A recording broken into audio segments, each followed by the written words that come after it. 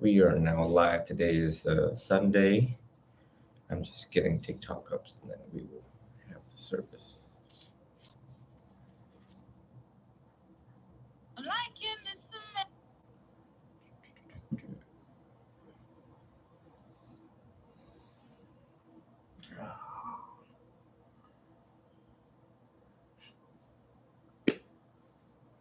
Birth, decay, disease.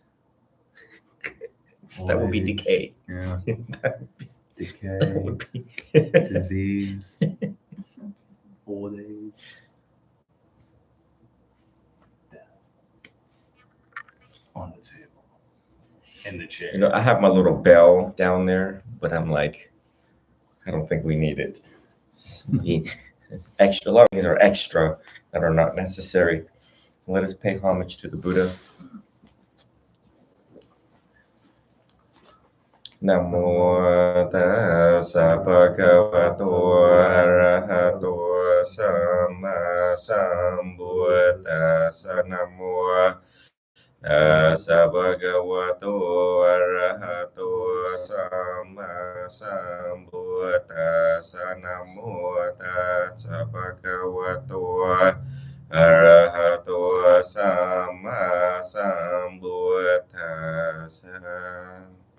Namo Buddhaya, Namo Dhammaya, Namo Sanghaya.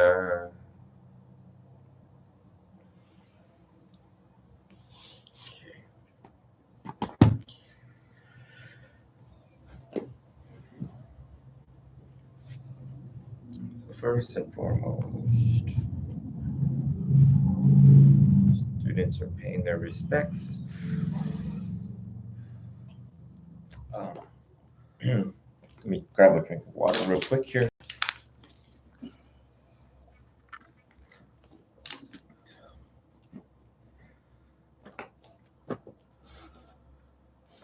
First of all, I'd like to comment over the week, something that sat on my mind, heavily sat on my mind, as I was receiving messages about and I'm cautioned not to go outside the realm of my scope, nature, and practice. And we typically keep noble silence if we ain't got nothing good to say in Buddhism, and in particular, Theravada Buddhism, this tradition, school of the elders.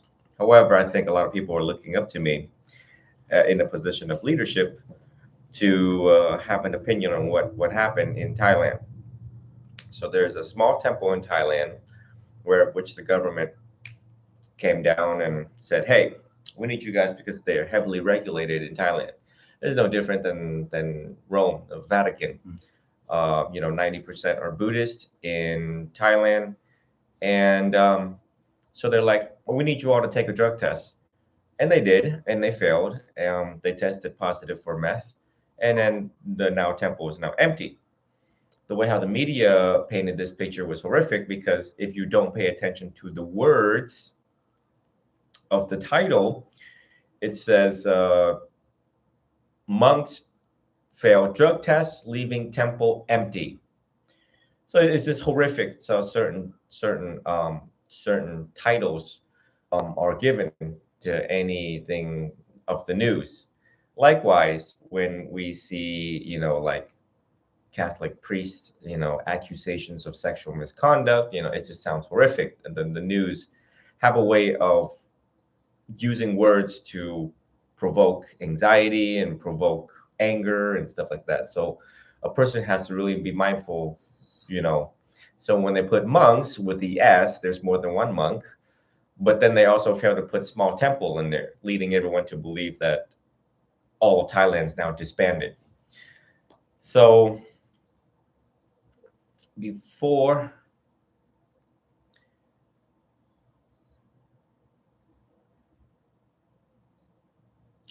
I continue, I wanted to coin a new term. I'm sorry, let me take this. Yes, Gary. No, I'm teaching right now, and that's last night, or is this morning? then it would be a matter for the police, Gary. It would not be a matter for me. I know I'm teaching on this Sunday. Yes. So, anyways, um, let me coin this new term. The new term is a Buddhist cardinal. So, the way how the hierarchies work is weird and strange in Buddhism because just because. But I wanted to coin this new term. So, cardinal is usually used in the Catholic world. One who is kind of like oversees archbishops and bishops um, and elections and all of the political realm of the religious order. The coin Buddhist cardinal, to me and for the rest of the world, this is a not an official term. It's something that I coined so that my students understands someone's position at a monastery when we go. Um, so by virtue of influence and by virtue of popularity, influence, and leadership, constitute one to be a Buddhist cardinal.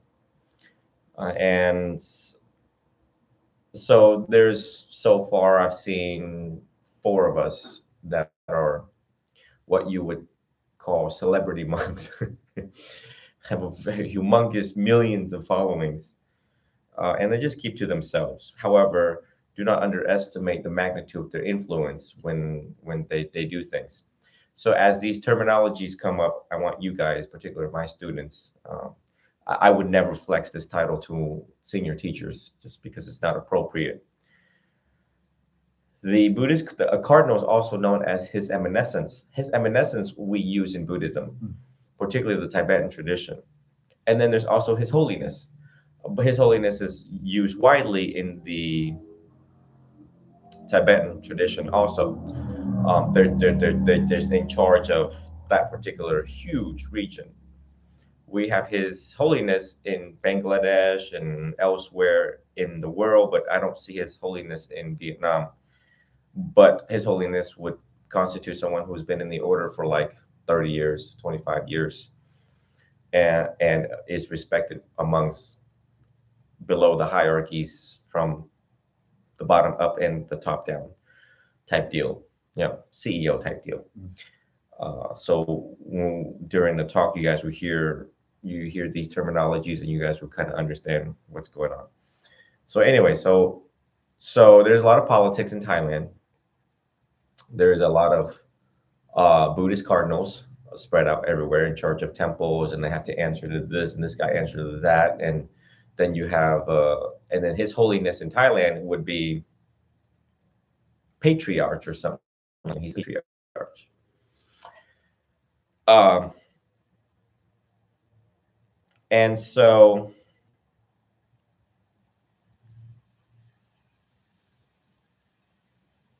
a lot of money involved in Thailand and monasteries. And so there's a possible chance where, I don't know, something went south with Thai government and monasteries, a lot of issues with Thai government and monasteries. Something I will reserve for former Venerable Adrian to comment on when he comes down to visit me, because he's been a monk there for 6 years and disrobed. And he gave his reason why he disrobed due to politics and things that caused him to just scratch his head and difficult to meditate in Thailand. But again, there's a lot of issues between government, church and state. In America, we have church and state, where y'all leave us alone and we leave y'all alone type deal. But in Thailand, they're intermingled because of that complexity and so on. These things happen. Again, the news even said they don't know why this temple was targeted. Um, now, so it may or may not be true. It may or may not be forced or coerced by government influence or even the news media, just because it was reported Thai news. Mind you all that I was praised by Thai news for, my influence around the world using English to influence other people. Um, they didn't even reach out to verify the year that I was ordained. They just went by my Instagram. Mm. Then when I put on purple robes just for the fun of it and went to the gym, with my angsa, which is my little tank top that's inside of my upper robe, they called me out for it. They were like, why is he wearing, we don't understand why he's wearing purple robes. Well, number one, purple robes is appropriate and is usable. Just because Thai don't wear purple robes doesn't mean the rest of the world don't wear purple robes. So again, a lot of praise and blame, and they just like to just cause a lot of drama, a lot of drama. When you are have the opportunity to ask Venerable Adrian, um, who is a very smart man, and I respect him because when we spoke, he always cited the Vinaya, the rules for monks, something that I kept to the letter of the teeth of the law, and so did he. And so it is a lot of drama over there. So okay, and then back to the main point is that I have um, so there's a sector of police that enforces Thai monks. They just run around and they enforce and they kind of keep an eye out what's going on. There was one time they took a picture of monks partying in front of the altar of the Buddha. They literally were drinking and eating and partying right there and then in the primary altar, which was heartbreaking. Just because it was like, are you curious? Are you serious? Um, by virtue of religion and religious practice, they're just asking for unlimited rebirth. Then there's the other suspicion that they went into the order to reap money, the benefits of a monk, but not actually the religious thing, right? That we'll wear robes during the day, but at night we're gonna party. There's a lot of that. There's a lot of that in every religion, actually. So that's why one has to profile the teacher carefully, his words, his action, just everything about him, his history, his tendency to lead, his tendency to behave, just everything. Everything. Um, sorry. Yes, Jordan. Jordan. Hello. It's another one of my, I think it's a pocket dial this morning. I previously it was my parents' neighbor that called about noise complaint, and I'm not the police, so he's a chronic complainer. So again, the venerable cannot, a spell and then noise complaint goes away. So, and Gary needs to call the police, not the office of the venerable. So people like to call me for everything. Um, so I wanted to talk a little bit about the profiling of a religious man. Uh, but I'll give myself as an example because I can't talk for anybody else. Okay, just because. When I started my teaching career, or you can even take the most recent, when people started coming down from Colorado, and I sat over there with Venerable, and donations came in right in this very room, right in that corner over there, and I told the people who were giving the donations that I cited the Vinaya, and then I also asked when the envelopes came in, I also asked that if their bills was satisfied before I accept money. So Venerable Varapanyo thought that was one of the most beautiful things he had ever heard, seen, and witnessed. Stephen, the other 2 days ago, got this golden opportunity to walk in at the right time in my room when Michael reached out to me. Um, we were friends back in the day growing up. It's been 8 years since I've seen Michael. He lives in Michigan. And he reached out all of the blue. He changed his phone number and said, "Hey, is this you?" And I said, "Yeah." Huh? Didn't even told me who he was and says, you know what, I changed so much, thank you to you. And I looked at the number, it was a Michigan area code, and I realized that was Mike. So then I took a break from a Zoom call and I FaceTime Mike, and then Steven walked in. And Mike was updating me how he's doing, and he says, you know, thank you so much for all that you've done for us in our childhood years.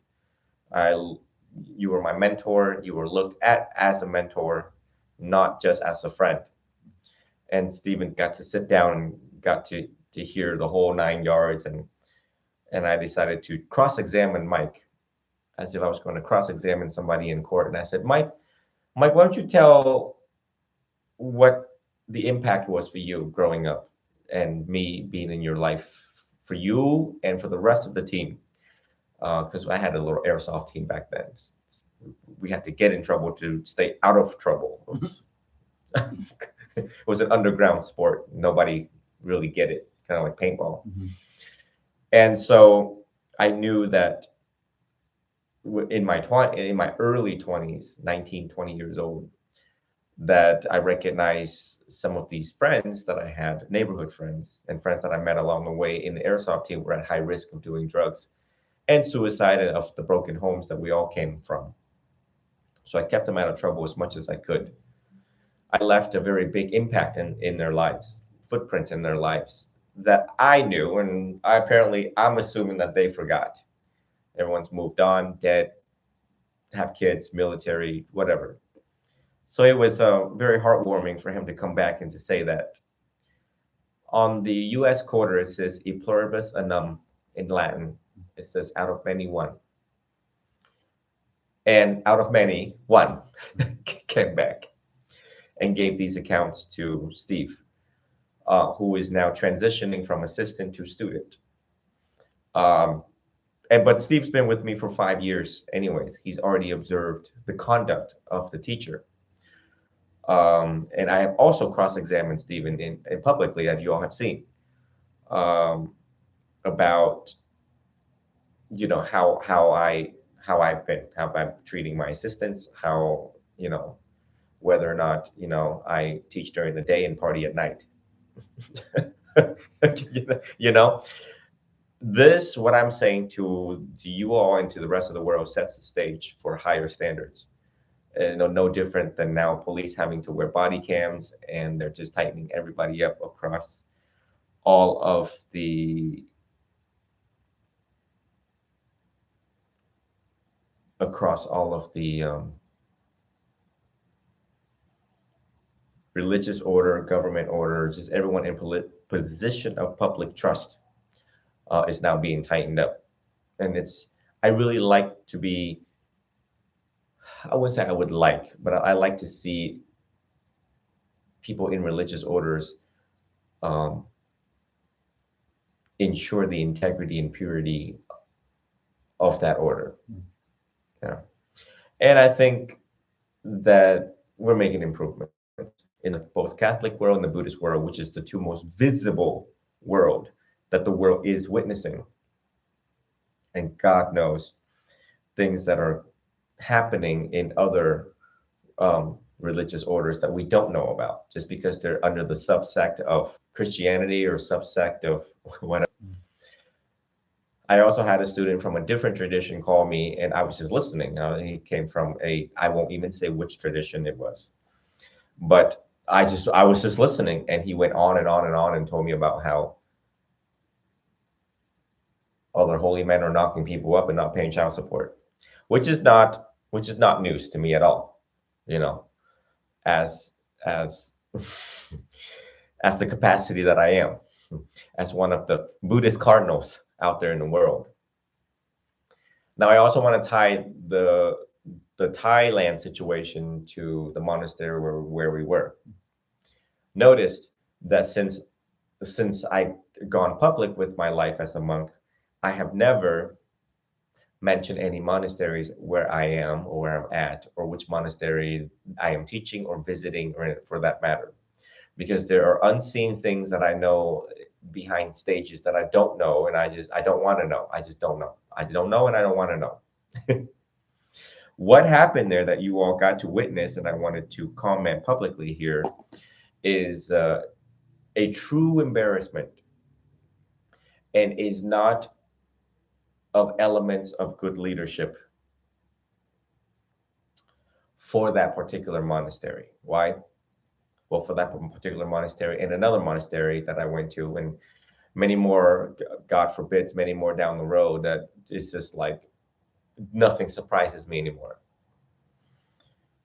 And I could sit here forever telling you all stories, just like the most venerable Yuta Tammo, who is considered His Holiness of Canada, um, is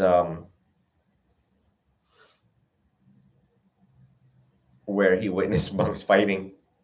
And most recently, in Vietnam, there was a huge temple, like 500, housing 500 monks type temple, and they were fighting the alms bowl. See these religious objects. The most religious object is the alms bowl, and they took this and chucked it. They were flying back and forth like missiles. There were fake monks inside of the monastery trying to get money. Everyone was wearing orange. I remember the story. I think for the whole year I dodged not wearing orange because I didn't want to be associated. So people would just think. And so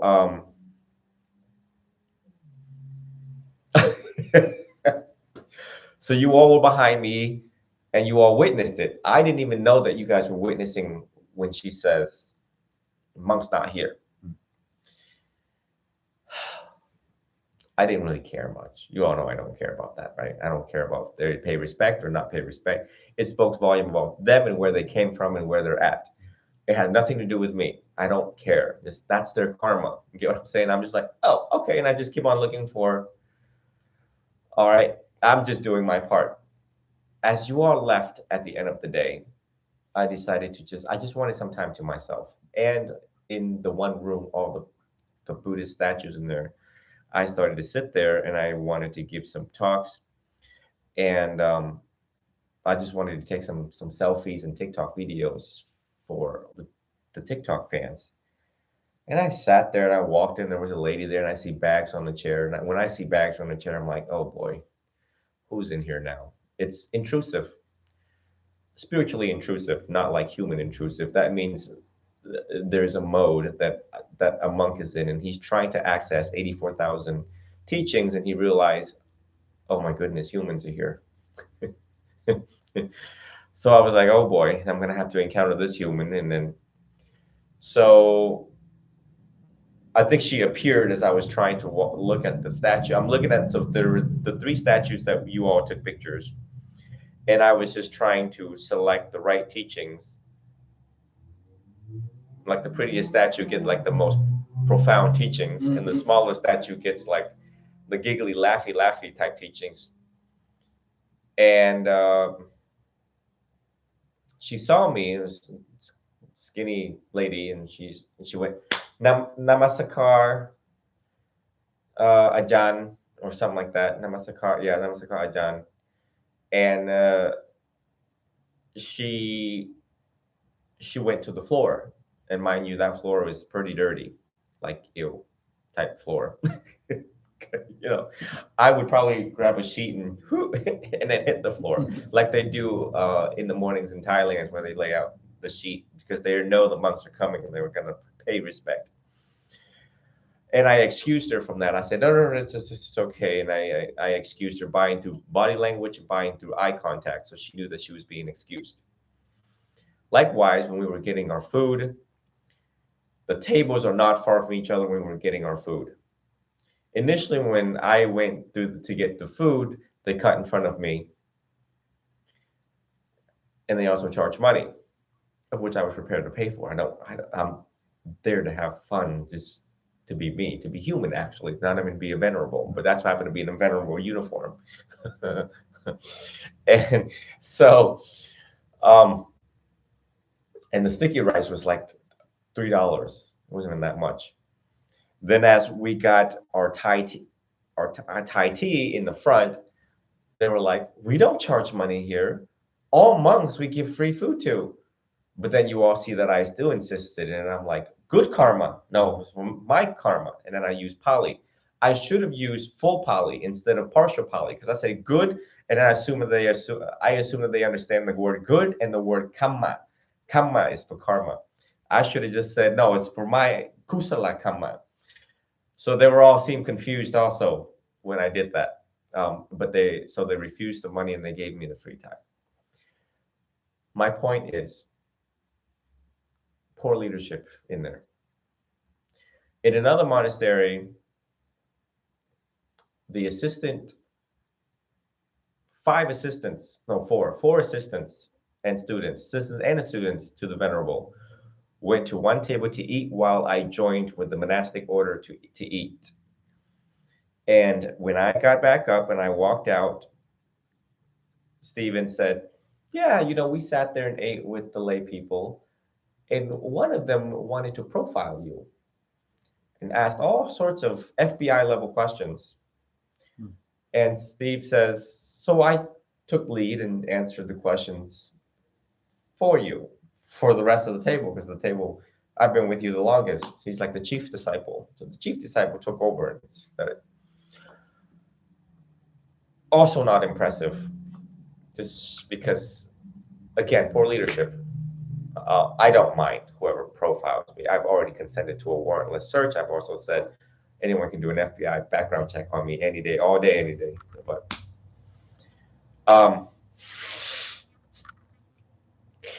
not impressive, these monasteries. And I really kind of like maybe not want a monastery down the road because of so much drama that's going on. Oh, and by the way, I went home and gossiped to Venerable Adrian about what happened to get his side of the story, just because I wanted to understand more about their culture and why they would do that. But I already knew the answer to it before I asked them. Remember, I don't know. I always know the answer to something when I ask. Kind of like a lawyer. And so he says, yeah, the lay people run the monastery. Consistent, true, and correct. Of which I also witnessed in, we won't say much info, but I've also witnessed it.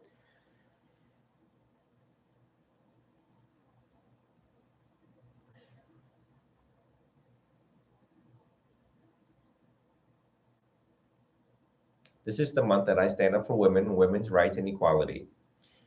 The two instances of empirical observation so happens to be women.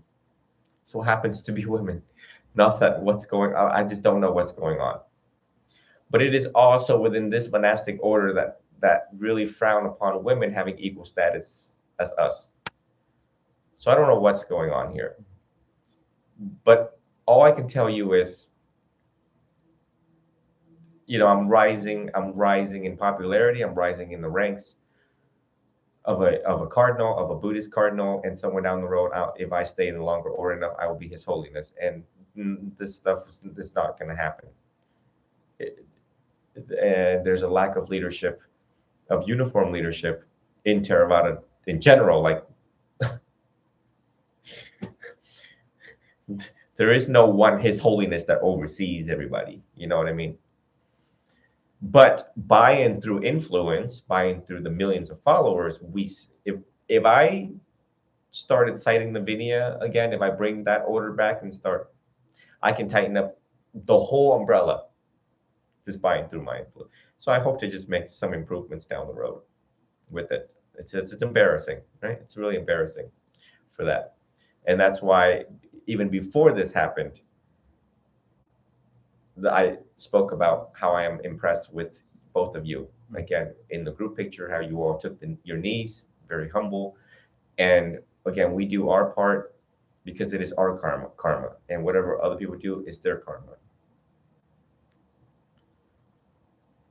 And I think that summarizes everything moving forward back to our practice and everything that happens in life in other monasteries or so on. We always bring it back to our practice. And even when the teacher misbehaves, you are to look at your own practice, even when the teacher misbehaves. Ajahn Chah spoke very comprehensively about everything in in the practice.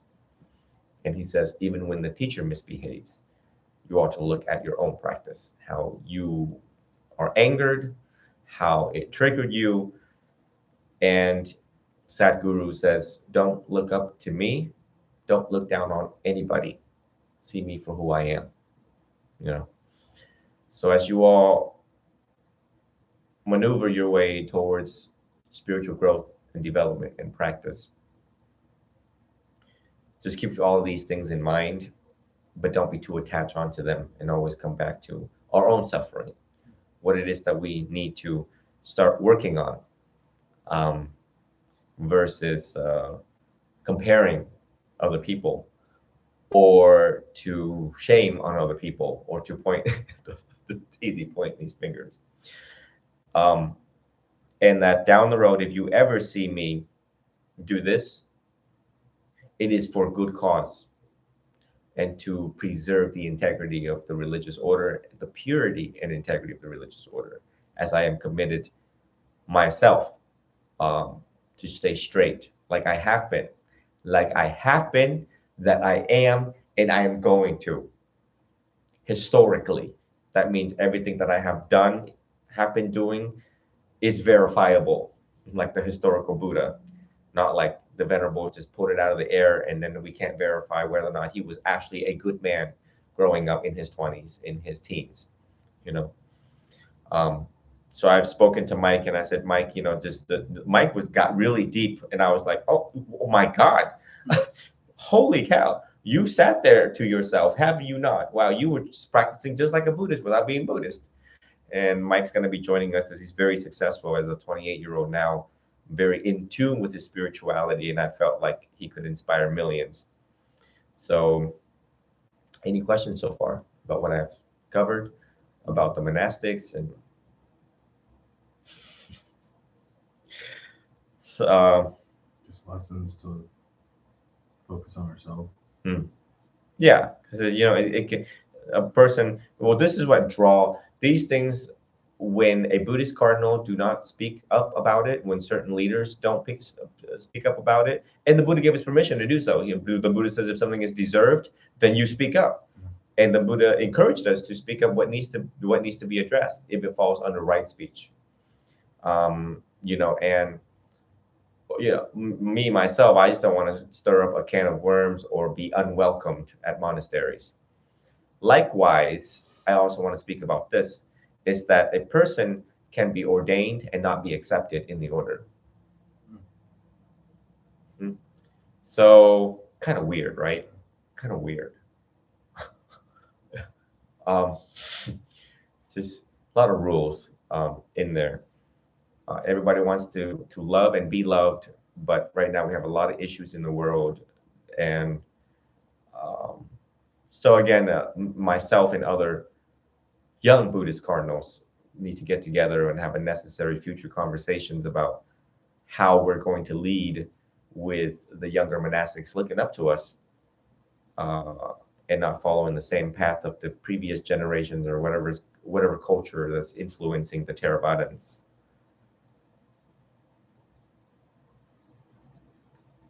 Let me close this conversation with this last example. So there's this monk in my in so happens to be in my city out of all the places in Vietnam. Let's see if I can pull up a picture of him. He practices. Oh yeah, I got him. Got him. You see him? He shaves his head. He's wearing white robes, but his white robes is patched up with blue squares, just different color squares. He's holding an alms bowl. He was ordained at a monastery for about 2 to 3 years, and then when he went off on his own,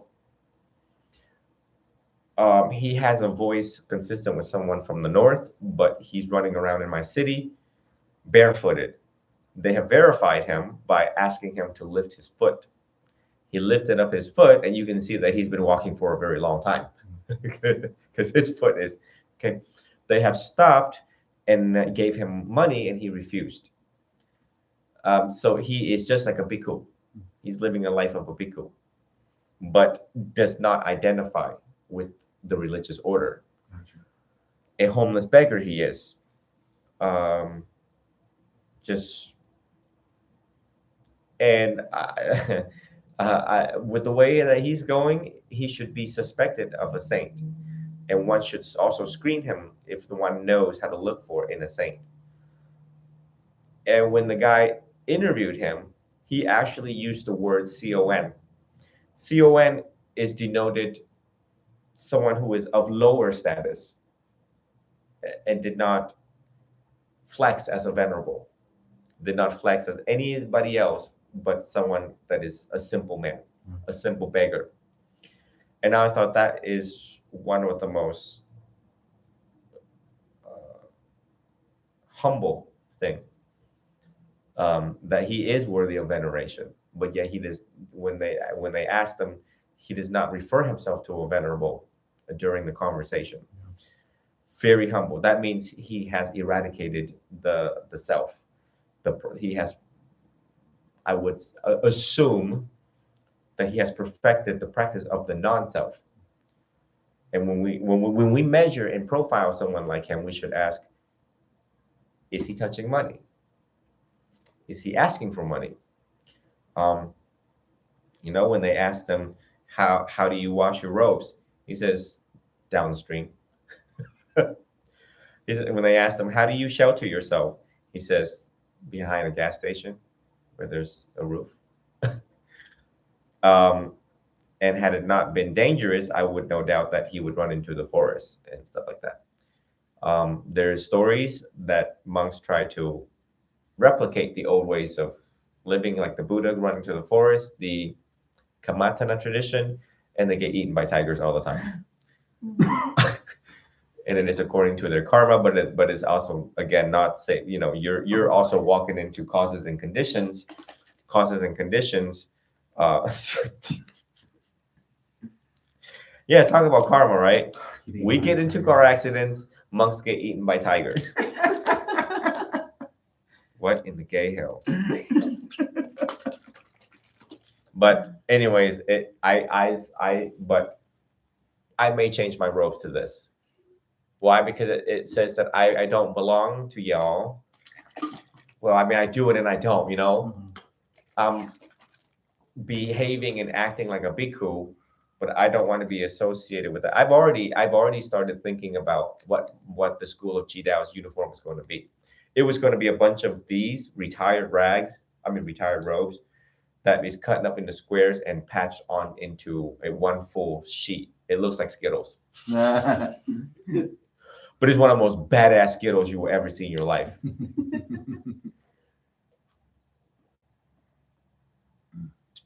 There's this other practice too that they just use, just pieces of rags and square it and sew it on together. So, anyways, yeah. So I'm creating a new school. I mean, I have been. Just the funding part of it is now sticky. So you can't grow something without money, and it's exactly money that I don't want to touch. And it's like, well, you stay your way.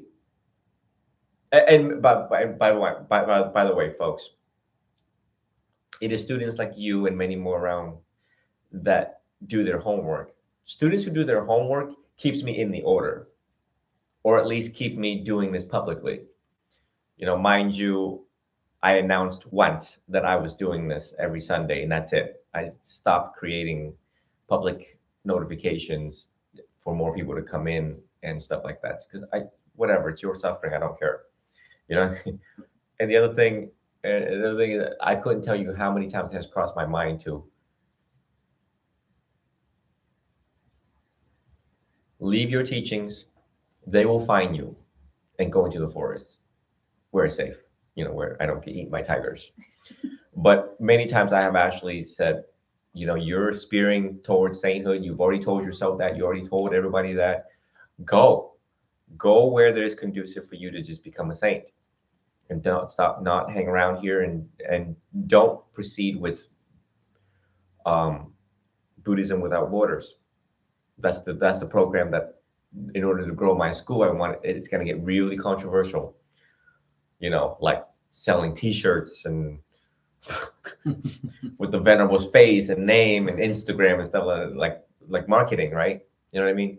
Every religious man out there is marketing himself all day, every day. It's just the one order where you should not do it. And then there's the other half of me is like, well, disrobe and then grow your school and then come back to the order. You can come back to the order no more than 7 times. Um, and there's special exceptions for after 7 times, but in Thailand, after 3 times, they're like, "Are you all right? You straight, bruh? you straight?"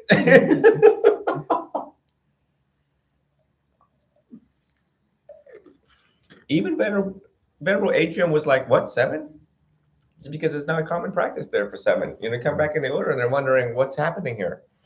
And again, in the rule book, it says to preserve the purity and the integrity. One should not be reordained as a bhikkhu after 7. It's just funny. So Steve is studying CBT just like you guys, on point. Everyone is studying the way that they're supposed to study. All I can tell you is that there's a lot of visions yet to be acted upon. Oh, and by the way, last inspiring thing. So while I spent 2 hours with Venerable Adrian, 5 in the morning, 2 hours on the phone with me is like unheard of. Mind you, how quickly I resolve some of these phone calls. Just because it's so useful and beneficial for both of us to debrief about Buddhism and the projected path ahead. And I asked Venerable Adrian, I said, how many arahants have there been in Thailand since the dawn of time? He said about 30. That's wow, as in I can't believe there's not more. Well, there is more, they just don't know about them. Or they could be private Buddhists, Pajeka Buddhists. One who realizes enlightenment on his own, kind of leaves everybody alone and does not teach the Four Noble Truths. Then Venerable Adrian says, they all came from one line of one teacher, one line, just one dude. It came from one dude. And that was Ajahn Mun. And Ajahn Mun, if you were dumb, he didn't take you in his class. And Ajahn Chah was a disciple of Ajahn Mun.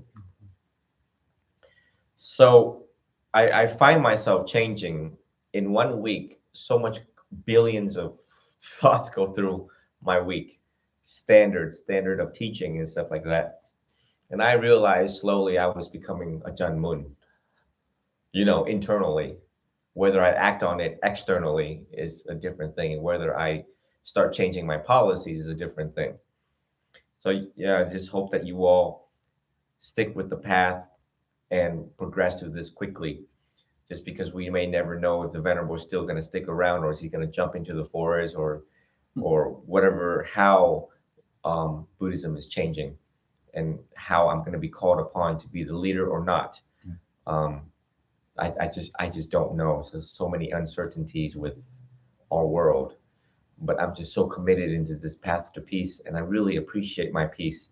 And I'm torn in between my path to peace, my delaying path to peace, which is sainthood, and the call to be the leader to fix what's happening. And this is more compelling and more immediate and within my control than stuff that is not within my control and stirring up a hornet's nest, to the point where they're going to kill you. They're going to kill you, as a holy man, just like the Dalai Lama. He has AK-47s everywhere when he's walking around. There's no different than, and then there's also people within the religious order that tries to attack you within the religious order. So again, I'm getting old. I'm young, but spiritually old. So I don't want to draw my sword with the monastics to battle with these dudes. It changed, and I've seen some of these His Holinesses in Vietnam and you could tell that they've battled with politics, or they've struggled to crack the whip in the monastery of 500 ordained monks, just in training. You can tell that they are the venerable father. They are like, and it's like the whole day they have to be like this to command respect. And it's just like, I'm like, I don't want to look like that. I really don't. So I expressed that I'm very proud of you all for, again, moving. And I set the standard for Steve. And I said, Steve, that these two folks went to chapter 7. Why are you on 3? All right. So tell me your reviewing of the CBT. I left off on chapter 5. She made it to chapter 7. So I made my way up until chapter 8 this week. Some of the stuff that she had gone over last week, but just to kind of know that I'm there. But like emotion, what is it called? Emotive terminology. And a lot of different words to be subcategorized under the main words, like angry could be aggressive, annoyed, complaining, displeased, and so on and so forth. All the different words to use it to use a better vocabulary when we're using things like, for me, doing the CBT, ABC, LMNOP, the table. So that helped out with that, having a little bit more vocabulary to utilize and to better understand the way that I was feeling in the moments that I felt, in reference to why I filled out the thing. I really liked a couple of things here, like the cause and effect, the vicious circle I wrote. Focusing on possible threats is likely to increase the chance of anxious thoughts. Just feeds into it. It's like fuel on a fire. Or not sleeping well may increase physical inactivity. Continued inactivity further disrupts your sleep. So it's exactly cause and effect. Thoughts and images, behaviors, actions, tendencies, memories and attention, physical changes and sensations, all intertwined. Everything directly impacts and feeds off of and into everything else, which I guess has been the realization of the week, is the connectedness of everything for me. One of the things I wanted to do more about, I didn't really get a whole lot of notes under chapter 7. I had read it, I just didn't take notes on it yet. But there's feeling secure in an uncertain world. And that's kind of something that I realized when doing my ABC work thing. It was referring to going to the dentist, and I realized that I have an insecurity with making a final decision on what needs to be done, typically in reference to my health. I'm afraid that I'm going to make the wrong decision, and I realize that I always defer any of these medical decisions that I have to take to Julia. I'm like, I don't know, what do I do? And that's it.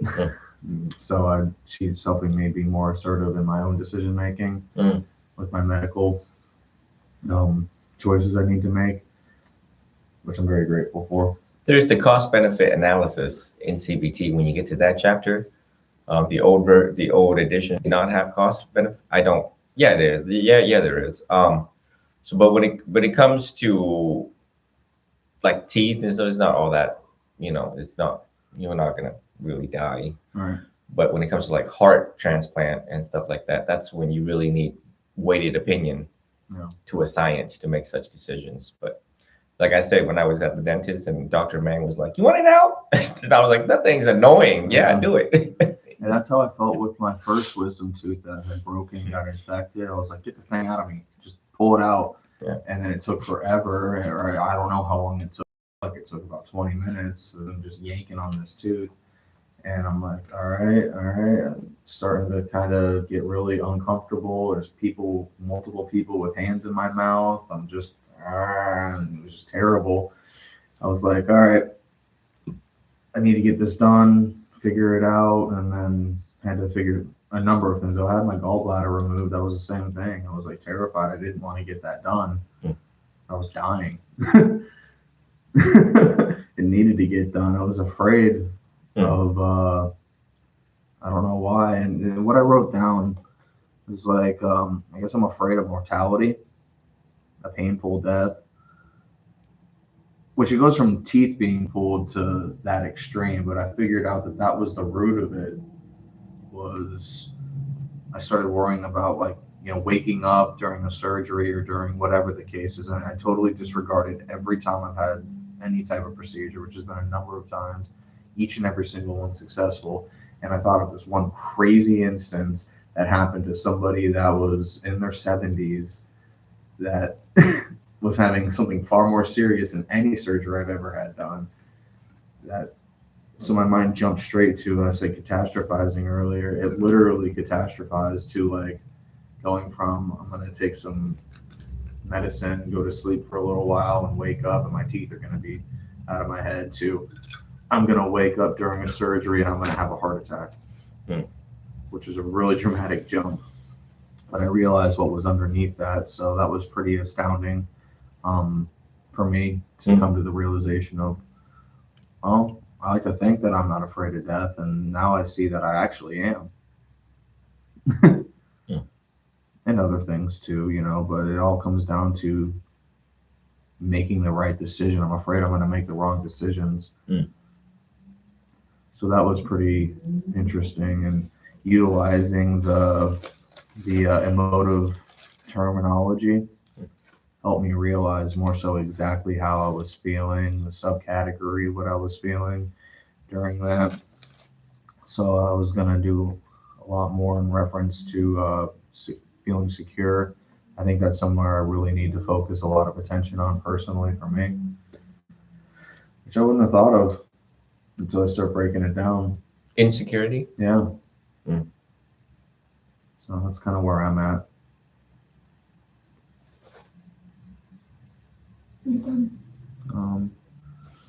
I wrote down one thing. The sensations that you feel in your body also tend to overlap in both healthy and unhealthy negative emotions. So you can't always trust the sensations that you're feeling to determine whether you're experiencing a healthy emotion or an unhealthy emotion. Whether it be a mild, I don't really know, but like the genuine, like, adrenaline pumping anxiety because you're in a situation where you physically need to be able to react quickly, or someone just yelling at you and the same physical sensation happening. You're not genuinely in a threatening situation. You have the same physical reaction, which I thought was interesting too, because you can't always trust your gut. So somebody wrote here, somebody said, man, intellectualize and overanalyze, and we think too much. And the problem these days is that we really do, though. We think too much. That's the problem with human intelligence, though. We're becoming smarter, but then we analyze too much about everything that need to be, it's not worthy of our attention. Yeah. Along this path, you all will, we have a few to go through. But be aware of it. Be aware when we're thinking too much. And how silly it is taking away time. It has nothing to do with the alleviation of our agitation or peace. Not conducive to our peace. That's how you bring it back together.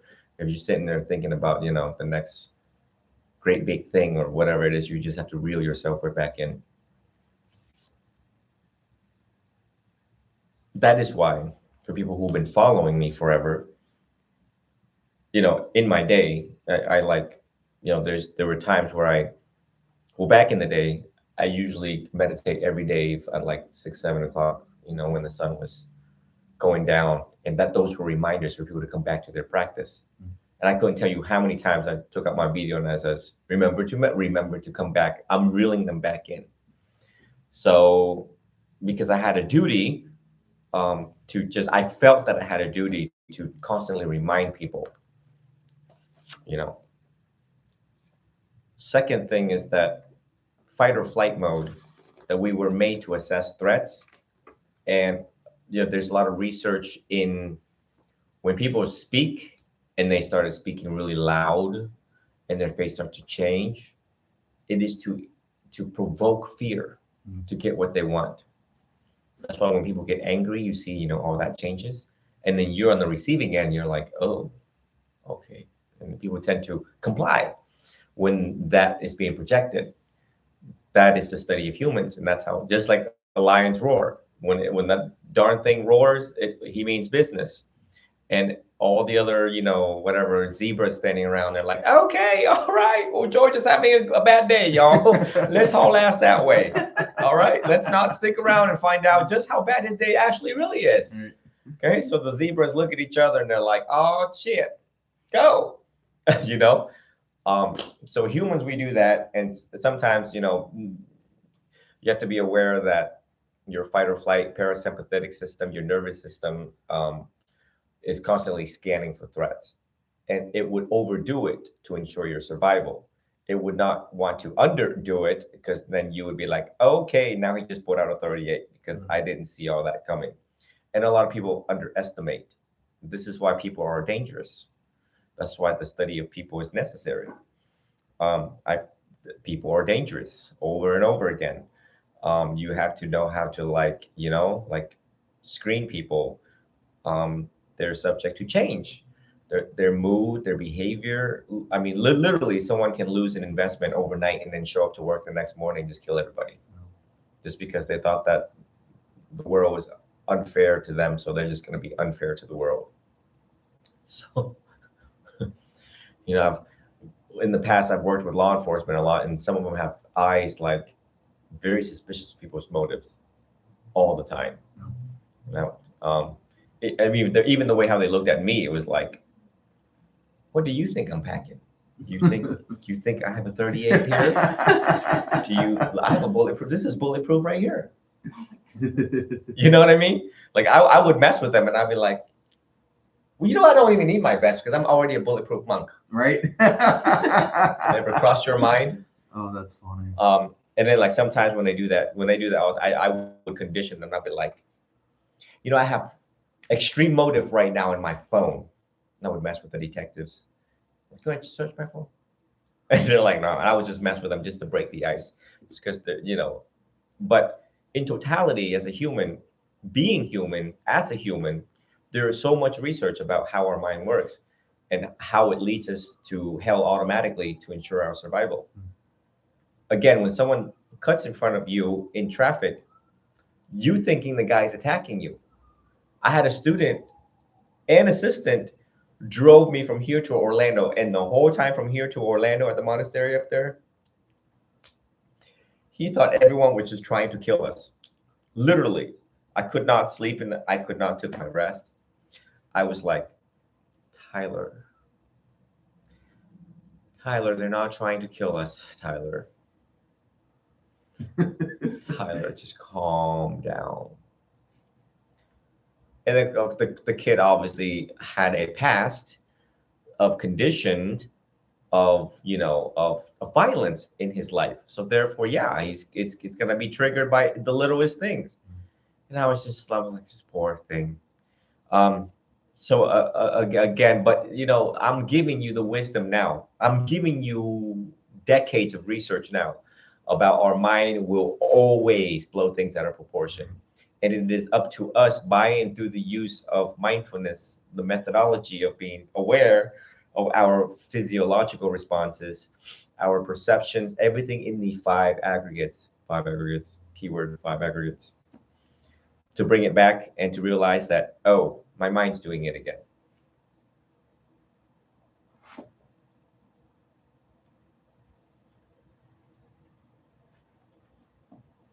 And by the way, the speed of our thoughts is unprecedented, as in, we think so fast. And that's one of the reasons why the Buddha and most monks, especially those who you suspect are saints, typically don't really activate their senses that much, their faculties that much, just because they don't want to see none of that mess out there and be heightened in awareness, intrusive to their peace. Truly, even most monks actually talks like this when they give Dhamma talks. They just close their eyes. They just talk. You know, they meditate more and they see less and they hear less. They keep to themselves. So again, just be aware when your senses and faculties are open, also known as your ayatanas, the five senses. Yeah, I was just what was it? I just read a bunch of stuff about that the other day.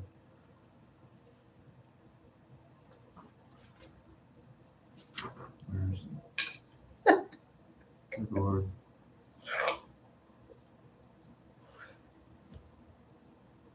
As you find your notes, let me share this story with this very intelligent monastic that I'm training. The student is really intelligent, extremely intelligent. Go ahead. It was just something in reference to following the Eightfold Path. It said the following the Eightfold Path led the Buddha to direct knowledge of birth, becoming, clinging, craving, feeling, contact, the sixth sense media, name and form. I wanted to ask more about that at some point. We could go into that in greater detail. I know you mentioned that too. But like consciousness, direct knowledge of the origination of consciousness, and so on and so forth, the cessation of consciousness. It was Ngara Sutta, 1265. That's in 1265. Let me see your notes for a second. Name and form is Namarupa. Let me see here. It's on the top Ooh, one. nice handwriting. Oh. Holy cow. Steve should see this. You should see Steven's handwriting. It'll like a group of chickens trying to make their way out of the hen.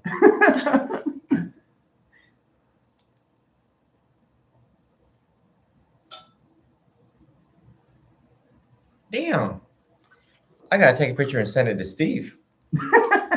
I told him to work on his notes taking skills, because kids nowadays are just writing their phone. There's no therapeutic effects if you just write on your phone. Yeah. Birth, becoming, clinging, craving, feeling, contact, the sixth sense. Okay. Name and form. Consciousness, direct knowledge of the origination of consciousness, direct knowledge of the cessation of consciousness, direct knowledge of the path leading to the. Okay. So that paragraph right there is the Four Noble Truth. Yeah. Okay. Consciousness, just knowing. Sometimes these things can get a little like people scratch their head. Remember, Theravada and the Pali Canon is very psychological and analytical. Right. It can really pull your hair out. Name and form, it is whatever you label. Just Being aware of whatever it is that we're labeling. Okay. And why we're labeling it. Name and form is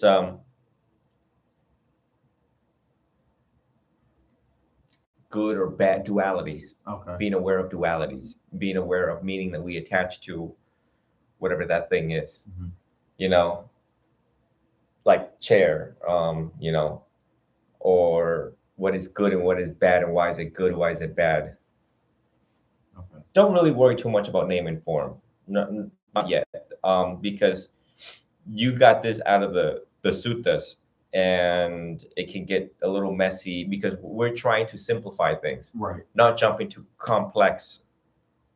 It's my job to teach this in a way where you can understand, but sometimes your note taking can steer you back into the complicated process. You know what I mean? Okay, so direct knowledge means you have instant identification of that's causing me suffering. This is where it originated from. This is because that is. Yeah. Okay. I'm pissed off today because Julia said something yesterday. This is because that is. That's the dependent origination. Yeah. So therefore, when you're ticked off, the Buddha wants you to have direct knowledge of what's happening here, which is kind of like the referee. Like I told you, you are being the referee. of your mind and the lighthouse of your mind. The lighthouse is always constantly scanning for things that will steer you. And the referee is the one who blows the whistle at the identification of agitation and stress. And then you realize this is because that is. Right. Matter of fact, that alone, this is because that is, just told you everything about the 12 links of dependent origination. That's it. Just 2 words. The same thing with Vipassana meditation. It is what it is. It can't be what it ain't. Right. Again, I will expand on that, but just for the simplicity part of it for now. Any further questions, follow-up questions? I don't want to get ahead of myself because I know we were talking about the CBT and we jumped into this. It was just what you had mentioned about the senses. I was like, oh, I just read that. Right. But yeah, I got a bunch of stuff. I mean, it goes all the way back to here, or I didn't realize there was so much in reference to not even breaking down the Eightfold Path, just about the Eightfold Path. Oh, it's a can of worms. It'll take you a whole lifetime. You know that? It can take multiple lifetimes. Yeah.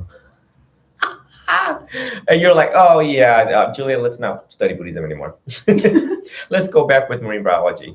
Well, I had, it's funny, I handed you the page, I wrote this down, and it said, the first step of right understanding directly stems from and encapsulates the Four Noble Truth. It's like, it's literally all, I know I said this months ago during the retreat when I was realizing it a little bit, and I'll get into it in greater detail after she does her thing, but like it's all interconnected. You have the 3 Correct. aggregates, and then you have wisdom, morality, so pana, sila, and samadhi. And I was like, oh. Like it was like, oh. Like literally, that's how it was in my head. I'm like, I realized this, and then I realized this. Like I'm reading all these things, and I'm understanding the words. I'm understanding how the sentences are constructed, and I'm understanding the definitions of the words. But I'm having a more deep realization of the interconnectedness between everything and how one leads to the other. But I'll stop there.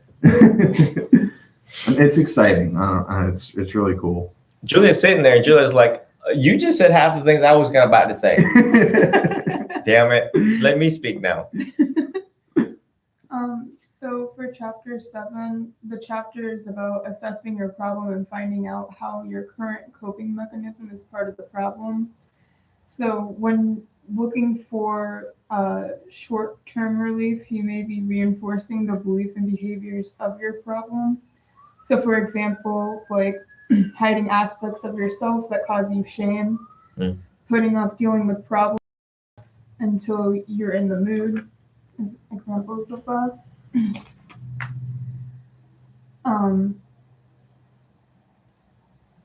So there was examples about being depressed.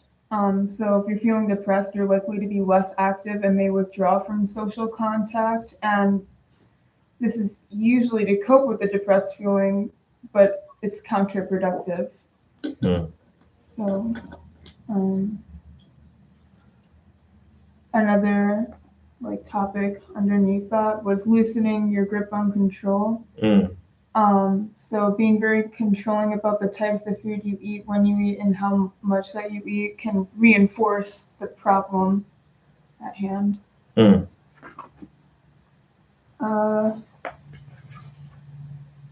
me pause that for a second. Let me expand on the control situation. Everyone has control and feel the need to control. And so be, again, aware. Mindfulness fixes everything, by the way. All Buddhism is mindfulness. And when you are aware of everything that is unfolding in your life, you realize how silly all this actually really is. And a lot of people have a lot of control issues. That's OCD, remember?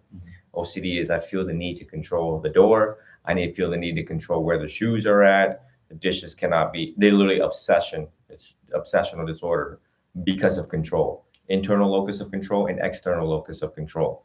So when you get into psychology a little bit and you study internal and external locus of control, you realize, that's how a lot of people really complicate their life. They just get wound up into the control aspect.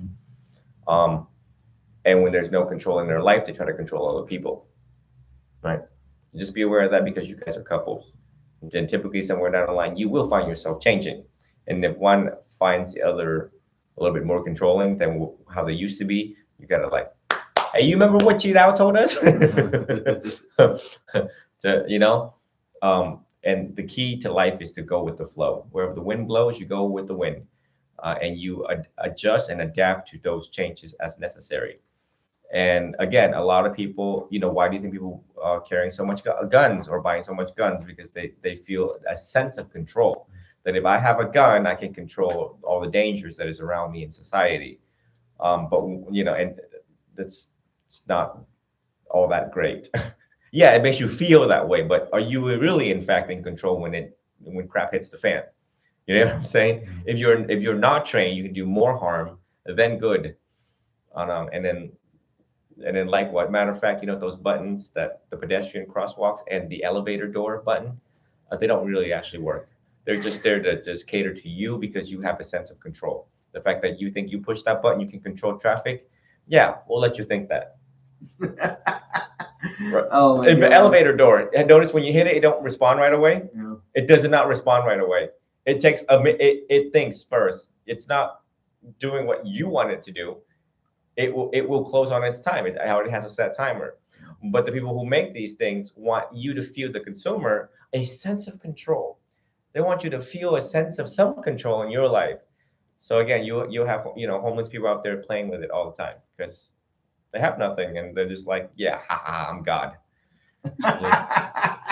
Yeah. Press the button across the street 50 times. Yeah, I'd rather have you do that than chase people or whatever. Oh yeah, for sure. Go ahead, Tom. Keep pushing it. That's your form of meditation. Do it. Oh man. Go ahead. You can go ahead. You can continue. Another major topic was feeling secure in an uncertain world. I think that's what you're referring to, and it's the need for certainty as a contributing factor in anxiety, obsessional problems, and jealousy. So examples of how that may be reflected in your behavior is frequent requests for reassurance, such as do you think I'll pass the exam? Are you sure? Frequent requests for reassurance, such as do you think I'll pass the exam? Are you sure I haven't gained weight? Are you sure I won't get mugged if I go out? And the ironic thing is it actually reduces your confidence in your own judgment, unfortunately, while you're doing that behavior. And then another example is repeated checking behavior, such as checking to make sure the door is locked, checking to make sure your hip bones are there. And the more you check, the less certain you will feel.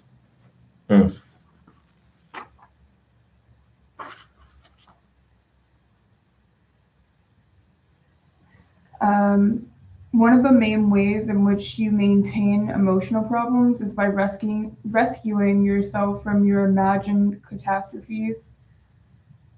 Often these anticipated disasters are products of your worried mind rather than real or probable events, and that's a safety behavior that people use. And the major topic of this chapter, again, is sometimes the things you do to cope with your problems can bring about the very things that you're trying to avoid. Trying to suppress an unwanted thought can cause the thought to intrude the mind more so than just allowing the thought to pass by and accepting the thought. And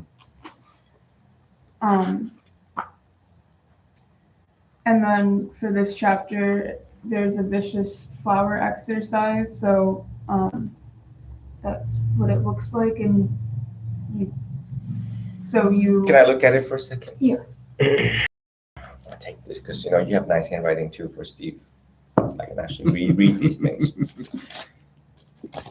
Attention, focus, physical reaction, key, behavior, emotions. Okay, good. How they're all interconnected with everything.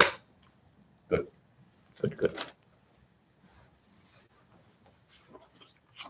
And then chapter 8 is about setting goals.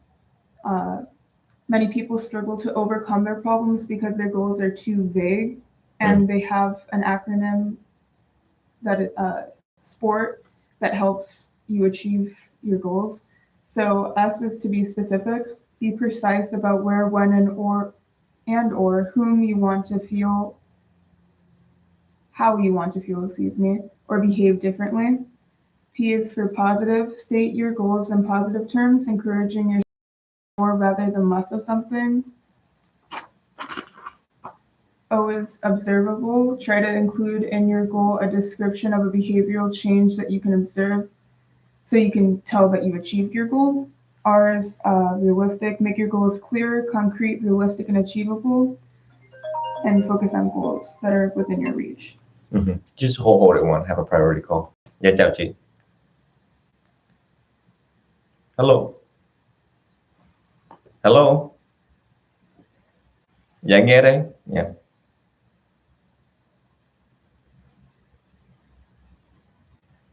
Dạ đúng rồi.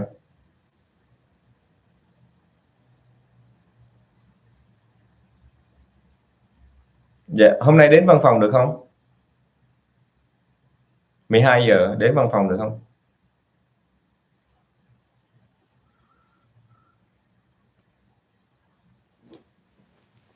Dạ được. Give me one second. Just come up with questions when I come back. Dạ được. Do you have another one of these pens? Mm-hmm. Is that orange too? Did you color that? No, it's just my special orange. Yeah, you got a rare one. Mm-hmm. Oh. I might have one more, but not with me. And look at, okay, so look. Yeah. It looks, so it's blue too. That's why I was like, this is so different. It's my special one.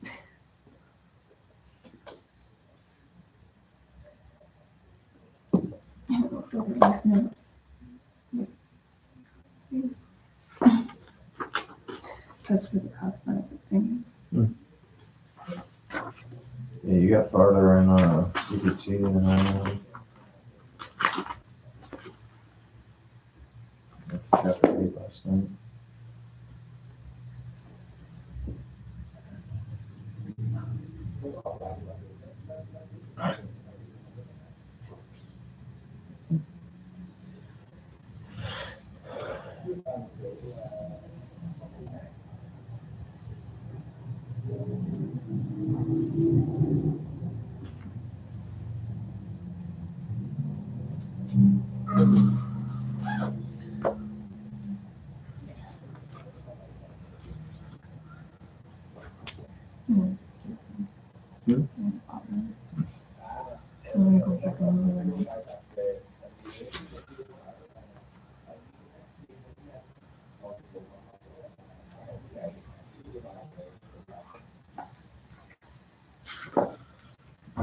I have nice handwriting. Yeah, it's neat.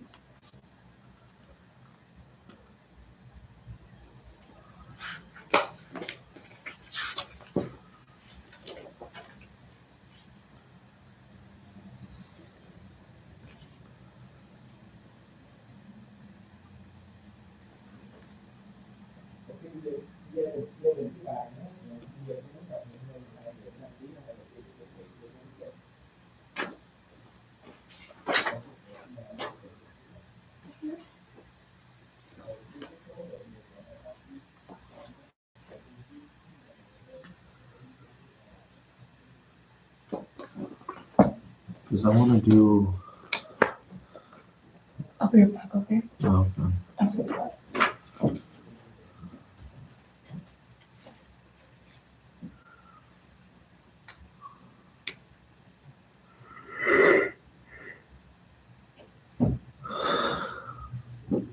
You need to take a couple minutes break?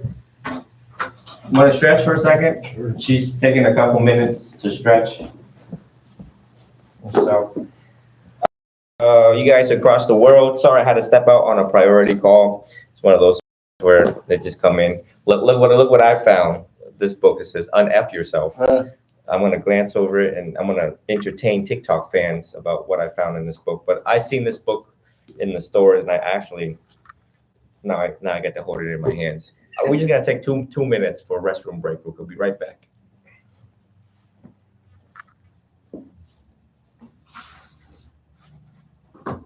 And while we take these restroom breaks, why don't you guys do some meditation, mindfulness of the breath, right? Inhale, exhale, while you guys wait for us. Because I know some of you guys are just watching right now. Some good use out of your time.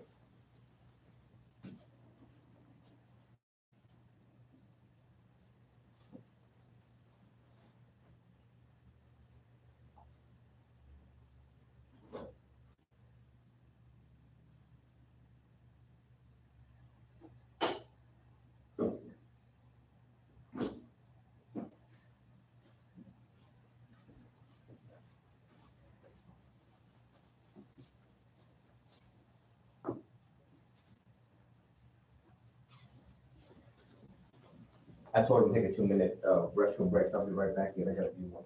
Okay.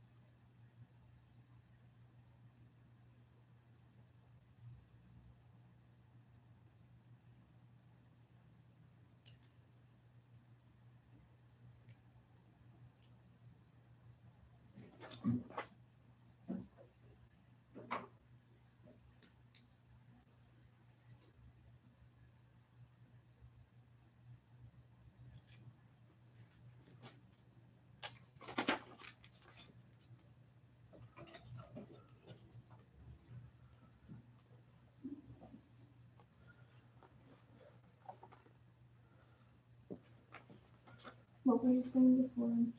Do you recall? No. Recall? Not particularly. I had to go use it as a right thing. I was saying I want to take everything that's in here and organize it and structure it. And do a new book.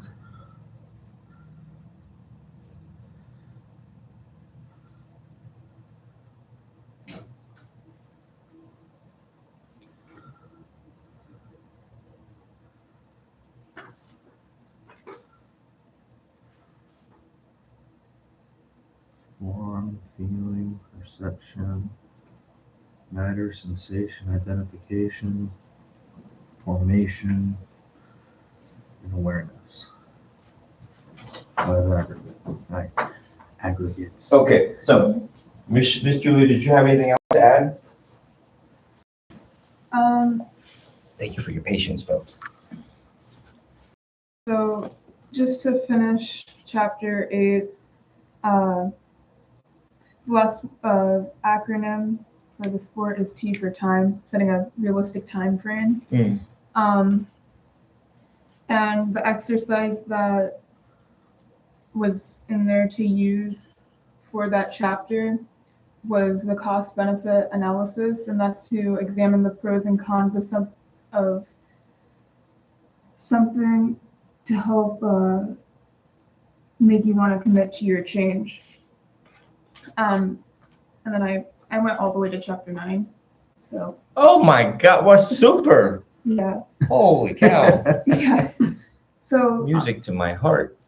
this chapter 9 helps you get to know the nature of anxiety and to identify the ways in which it pushes you about.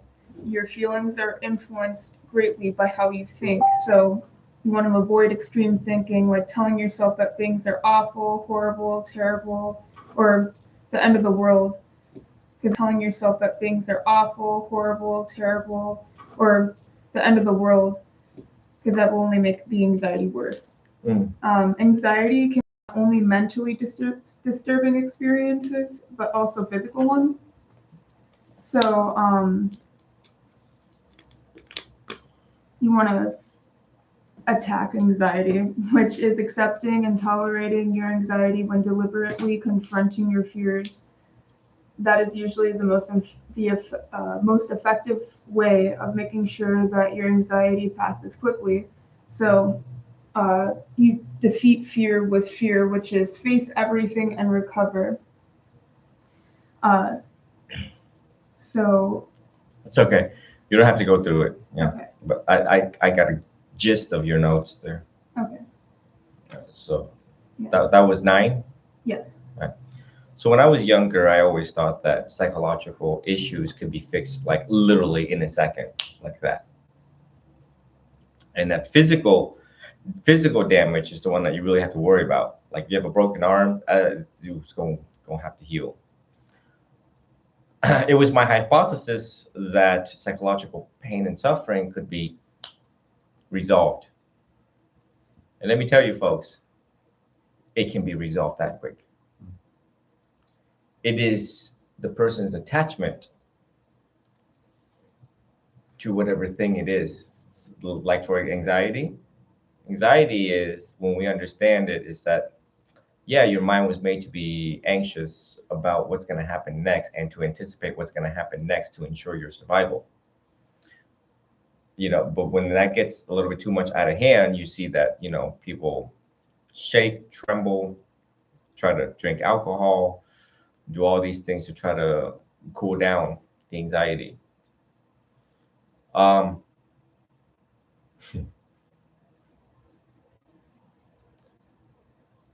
Somewhere down the line, you will learn how to let go of certain things that are just not worthy of your attention. It's not of priority. Our mind is always scanning for priorities, always scanning for competing priorities.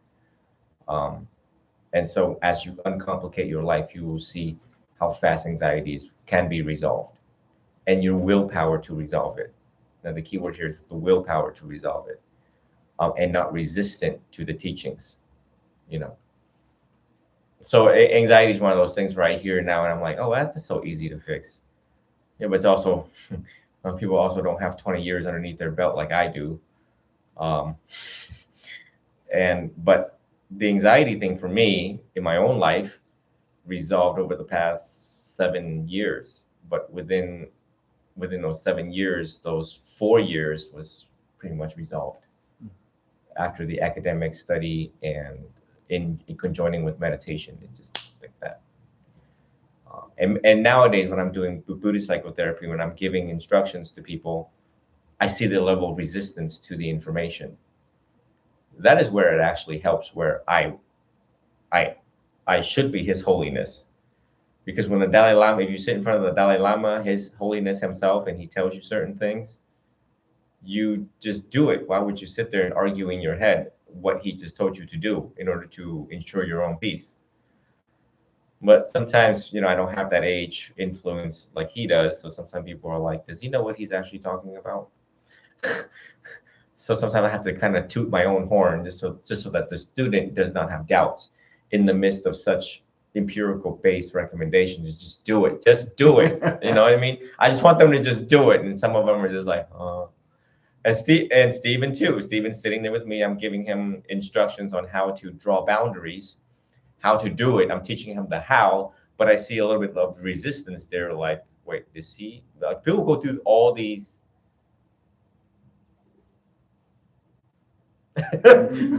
thing in their mind that complicates it. Like they're like, wait, they can't separate the message from the messenger, so they end up judging the messenger. What does he know? What's he talking about? Has he done this before?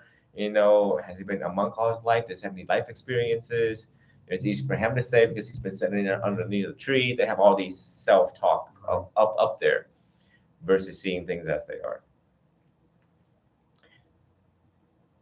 Any anxiety right now anyone wants to share? Anxiety you may or may not have, as an example that I can piggyback on or go directly into it and help a possible solution? Yeah, Yeah. I have struggled with social anxiety for a really long time, but it's actually lessened and lessened with the teachings and everything. But I still find myself, I know what the fear is. It's the fear of being judged for what I'm saying for some reason. What are you saying? Like political stuff? Victoria's Secret stuff? What? No, just like I guess sounding unintelligent because for the longest time I struggled with expressing myself. Okay. I wasn't really allowed to when I was younger, and I was told like what I was doing was like wrong. So I started being inconfident with like things. Yeah. One thing I found about social anxiety of being around people, because yeah, we do fear being judged, just because we're trying to fit in, and we try so hard trying to fit in. Nothing can be far from the truth about who we are and what we are, and people see right through it sometimes. You can't really hide that fact. Sometimes you have to make light of the situation by being totally honest and vulnerable. And if I could go back into my high school days, even though like it's too late now, but I would just sit. If I go back to my old days, I would be like, just to let y'all know, I'm new to this group and I'm weird AF. So if you find me weird AF, just forgive me and just kind of ignore me. I'm just here to listen. I think you guys are all interesting, and I just wanted to fit in. And I'm scared to death right now telling you all this. So, and they're like, oh, okay. Social anxiety comes because there's a lack of communication and a strong suspicions about who you are and who we are and what we stand for, and we're not sure where you're coming from. Are you the gothic girl, or you know what I mean? Like, are you the Pokemon girl? Are you the anime girl, or are you a football guy, or are you a basketball guy? Because we think basketball sucks and football is awesome. So nothing more uh, honesty, or like if you perceive yourself as dumb, just walk in with it. Just walk in with what you have, which is, hi, my name is Cheetah. I just want to let y'all know I'm new to this group, and I'm dumb AF, by the way. I don't know what the hell I'm talking about sometimes. So I just want to hear what you guys. I'm not sure if this is the group for me. I'm not sure if you guys, want someone like me around, but I just want to just observe, and let it go from there. Part of spirituality is knowing who you are and accepting who you are. And when you're okay with who you are, you can just put yourself right out there. I mean, there's many times where I'm in group settings and I'm like, who the hell looks like this? Who the hell has no hair, bald headed, with his arms sticking out, wrapped in bed sheets? Because I don't really care what people judge of me, or what order and religion where I come from. And I mean, like there are Buddhist monks who have um, done some atrocious things in other places around the world. I represent this can of worms wearing this uniform, but I am totally comfortable in my skin, so I don't really care what they think of me or what they think of Buddhism as a whole. As a matter of fact, I make light out of everything. I just make jokes out of everything, like I always have since you guys met me. You see how funny I am? Yeah. It's like, why take things so seriously? So whatever anxiety you have, just look at the brighter side of it, how you can make fun of it, and how we can make people laugh out of our anxiety, and coming to terms with our shortcomings, our limitations, and stuff like that. Um, like when I was invited on the panel of Buddhist scholars, and I was scared to death, and I was like, I don't know anything. I don't even know why I'm here. You know, because I don't. I was new to the panel. I was like, I don't know what they're talking about. They're pulling suttas out of the sky. Until this very day, I still think that they're testing me. Everyone gets an email. I don't. I get a message saying, "Be there." Like, okay, from His Holiness, you know, and um, and I'm there. And then they just throw a sutta out, and then I swear they're testing me. They're testing how on point I am, and what am I going to say about this particular discussion and teaching. Um, so yeah, I'm just me, and they all get a kick out of it. With Stan the skeleton, you guys were there. There's one time I was talking about Stan. I'm like, he's right here. Can I show him to you guys? And they all laughed because they realized I was like this fifth grader in the whole panel. Yeah. And they're like, sure, go ahead. Like what they can see like the the rookiness of me. Scared to death. I mean, you go back to the very first one that Venerable Sarananpala, also known as the urban Buddhist monk on YouTube. So I just make light out of it. I just giggle at myself. And I was like, man, you guys are all seasoned people. I'm the youngest one here. What do you want me to, how do you want me to behave? I obviously wasn't going to walk in thinking I know everything because I don't. But social anxiety is a funny thing. When you make light out of it and you just joke about it within yourself to other people, they realize you're not a threat. That's what they're scanning for. They're scanning for if you're going to judge, talk trash about them and stuff. That everything we teach you in Buddhism is for you to be that beautiful human and to be accepted everywhere. And when you tell them I'm hi, or you just go in there, I'm like, hi, I'm that weird girl that's vegan, Buddhist, and I meditate. And sometimes I like quietness, like all to myself, and sometimes I really talk a lot. Yeah. So just want you guys to know that. FYI. And they'll get it. Eventually they'll get it. Eventually, it takes time for you to know them and them to know you. And it is what it is. If you're accepted, there's plenty of groups out there. And if you don't fit into natural groups, go in online groups. So, but you guys are all learning that whatever anxiety and depression it is, we're all learning the most effective way to deal with it, treat it, and love yourself and accept yourself. And if you're okay with yourself, it's golden. That's liberation. Need not to feel like you have to belong to a group, like you have to. You know what I mean? I don't belong to any groups. I mean, I'm in Buddhism, but I don't associate with any monastery. You don't see another monk running around with me. Sometimes Steve's here, sometimes Steve's not here, and I'm okay with that. Sometimes there's 500. There's dozens of people that's hearing my teaching. Something there's only 2. I don't care. You see how I just do me? Yeah. Right. So now this is where the definition of a little self-centered is okay.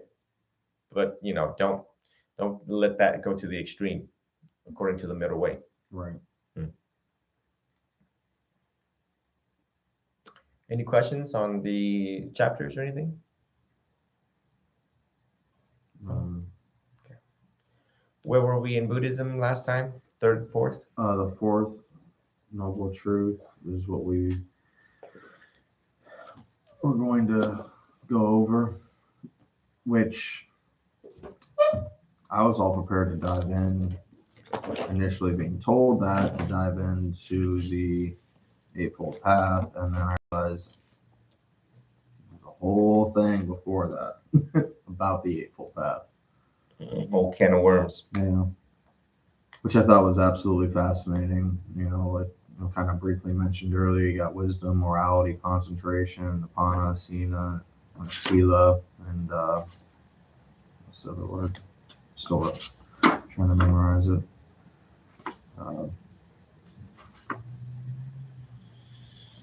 Samadhi.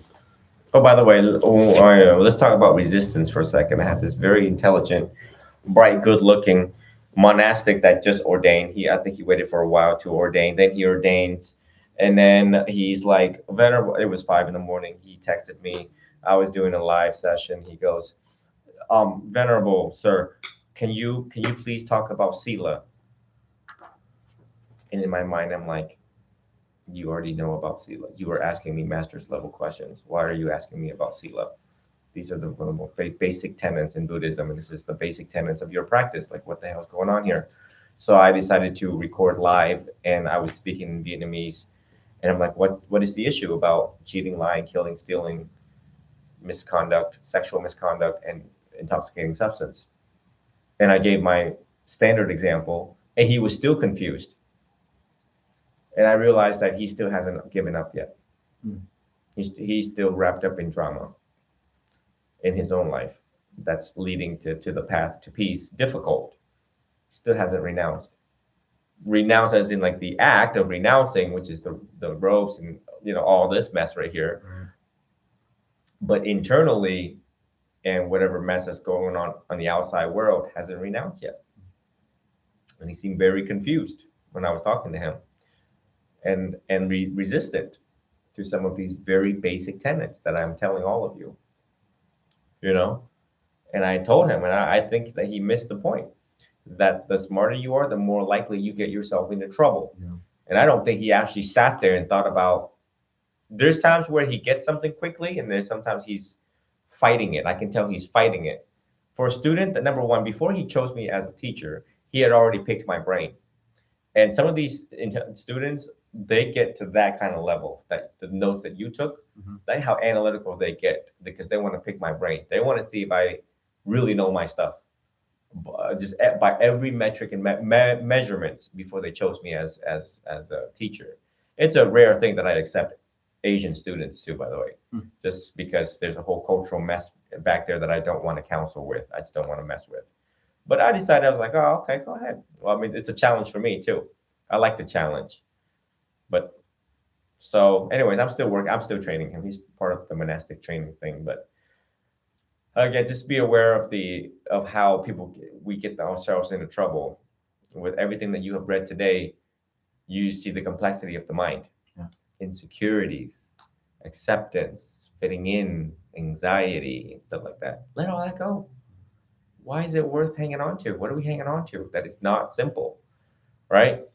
And again, this is when I tell the monastic, you need to pretend like I am His Holiness at this moment. And I'm telling you, this is the simplest way to live the monastic life, is to keep the precept. I don't know what is going on over there. I don't know if you're still talking to your ex, or your ex is still sending you pictures. I don't know if we're Snapchatting or whatever it is. You are still hanging on to something here. And that's something we always have to ask ourselves in Buddhism, is that what are we hanging on to here? What pressure do we feel in our chest? I once had Spanish class. I had this professor that sat there and texted, she had a funny name too. But we were all looking at her, and she was so self-involved into what's happening, unfolding in her life. But I knew what that was. That was her getting herself into trouble. And 9 times out of 10, it was relationships. And she was kind of present with us, but kind of not. But it was Spanish class, so all she had to say was like, yeah, chapter, this is like here, read chapter 4 or 5, let me know about it and speak about it. And then she went back to texting. Just she's dealing with it, whatever it is that's unfolding. It's very complicated. You can see the complicated mess, the tangle. You see the tangle unfolding, the visible hairball, right? So again, as you all reflect on Buddhism and CBT, just ask yourself, how can I uncomplicate things? How can I uncomplicate my phone? First and foremost, how can I uncomplicate the notifications? What can I let go, and what can we let go together as a couple? I swear Buddhism is like the easiest thing ever. I become more simpler by the days that passes. I don't understand how some of these students get themselves in all of these messes out there. I'm just like, dude, and you're not being paid for it either. They get themselves in all this mess, and I'm like, I try to wake them up with like, are you getting paid for this? Right. To be in the middle of all this drama and counseling people that you didn't go to school for? Like, you know what I mean? When it comes to the Noble Eightfold Path, this is another headache for the teacher. Speech, right action, right livelihood. All 3 of them has to do with sila.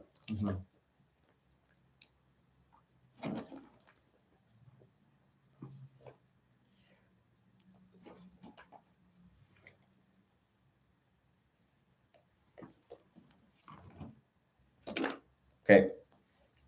The right concentration effort has to do with meditation. Right. Okay, it has to do with meditation. So this is where you remind yourself that this is the standard. This is where you hold yourself high standards in regards to when the Venerable teaches meditation, we need to stay on point with it and not deviate from what he's teaching us, because it will not constitute right mindfulness. And right mindfulness is also being aware of everything that you have discussed with me in the very beginning. And I just told you, which is everything in life, it happens is because people are not mindful. So mindful of bias, mindful of what we see, mindful of what we feel, mindful of what we're going to say,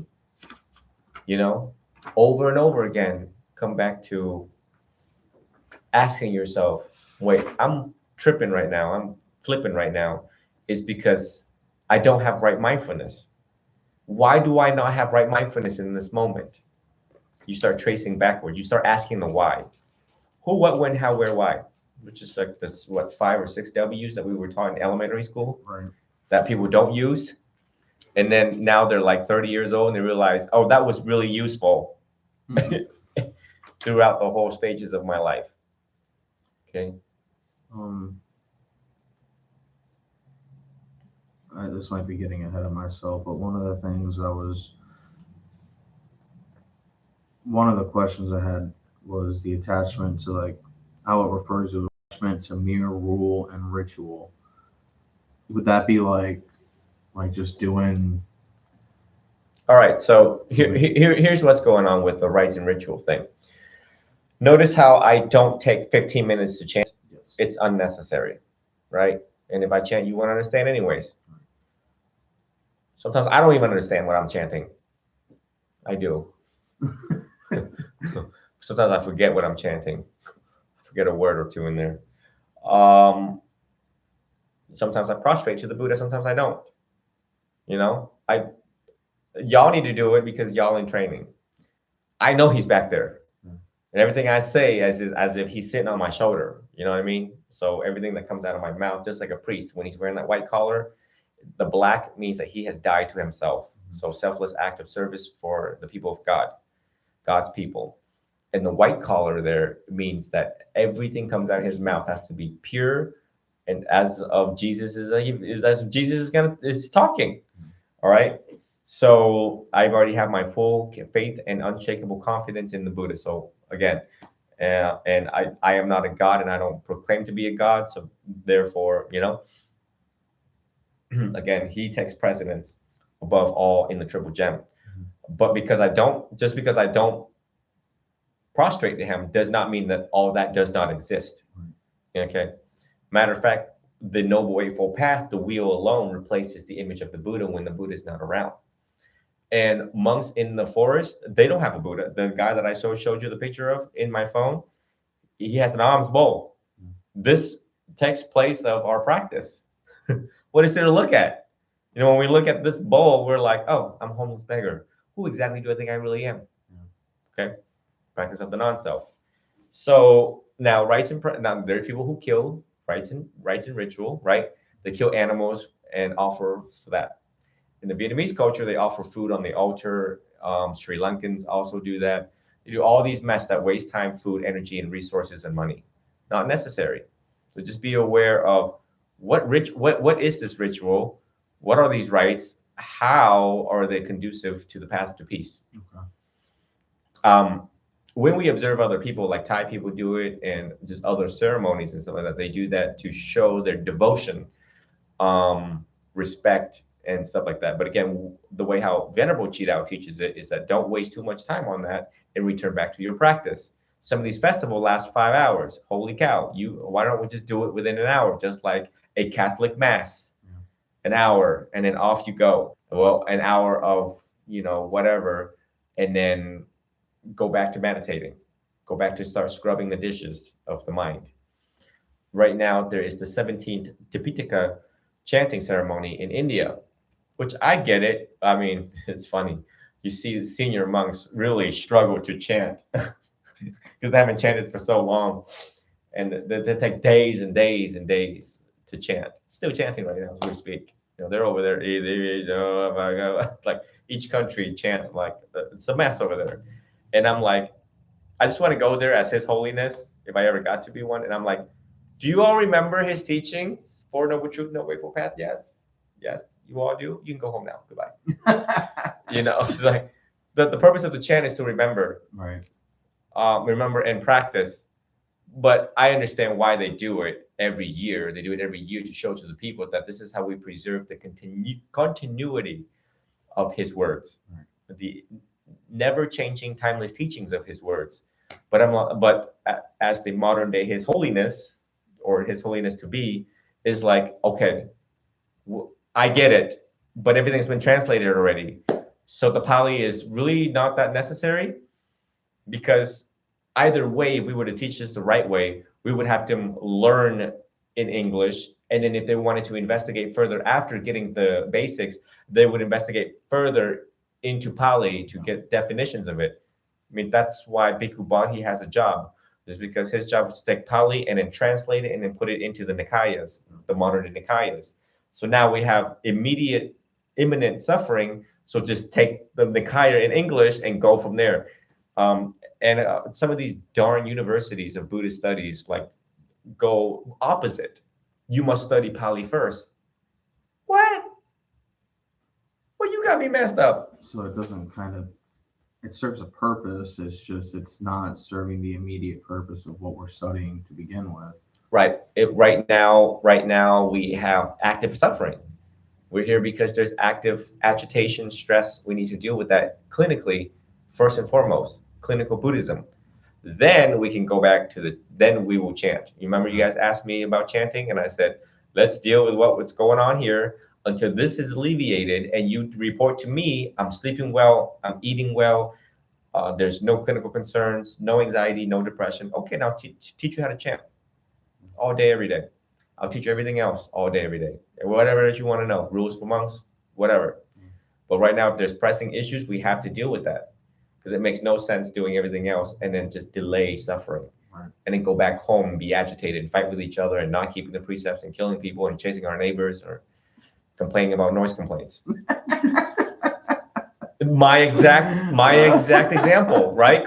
Have no life. Like, hello? Yeah. Like, Gary, sit down, meditate. God, let it go. As a matter of fact, I'm not gonna even go there. Okay, so right effort, right? Objective: to cultivate a confident, energetic, and well-measured attitude towards the undertaking. Okay. To cultivate a confident, energetic, well-measured attitude towards the undertaking. Enthusiasm. There's this girl on YouTube called the Enthusiastic Buddhist. The Enthusiastic Buddhist, and she's really enthusiastic and always smiling and going, and not lazy. Okay, the opposite of right effort is laziness. Too little effort, nothing will happen. Right effort, the middle way. Too much effort, unsustainable. Okay. The effort to prevent unwholesome thoughts from arising. The effort to reject unwholesome thoughts once they have arisen. The effort to cultivate unwholesome thoughts. The effort to maintain wholesome. Okay, all right. What that means is that you go home, you study the Four Noble Truths, the Noble Eightfold Path, and then somewhere down the line, let's say both of you used to be alcoholics. Used to be. Okay, example. Then you go home, somewhere down the line, somebody done grab a beer somewhere, or someone comes over and gives you a beer and they slide it towards the table. With the training and education that you have received from me, you realize that, this is treading the line of unwholesomeness here. We're about to take some unwholesome actions here, because one beer leads to another and leads to the whole can and pack.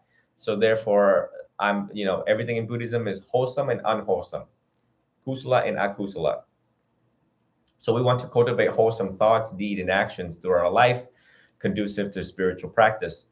So of course, when you see beer, you realize, this could touch intoxicating substance. And if I'm drunk, I could be a fool and doing foolish things. So therefore, right effort is boom. Once it has arrived, we realize that this is probably not good for us. Then taking action to push it away. Okay, so that's what that meant. The effort to prevent unwholesome thoughts from arising. You can replace with thought, speech, or action. Okay, the effort to reject, pushing away unwholesome thoughts once they have arisen. These two words you should never forget, which is the arising of something, the arising of anger, the arising of sight, see, taste, sound, smell. Okay, and the arising and the falling of it. Yeah, in everything I've read, some of the most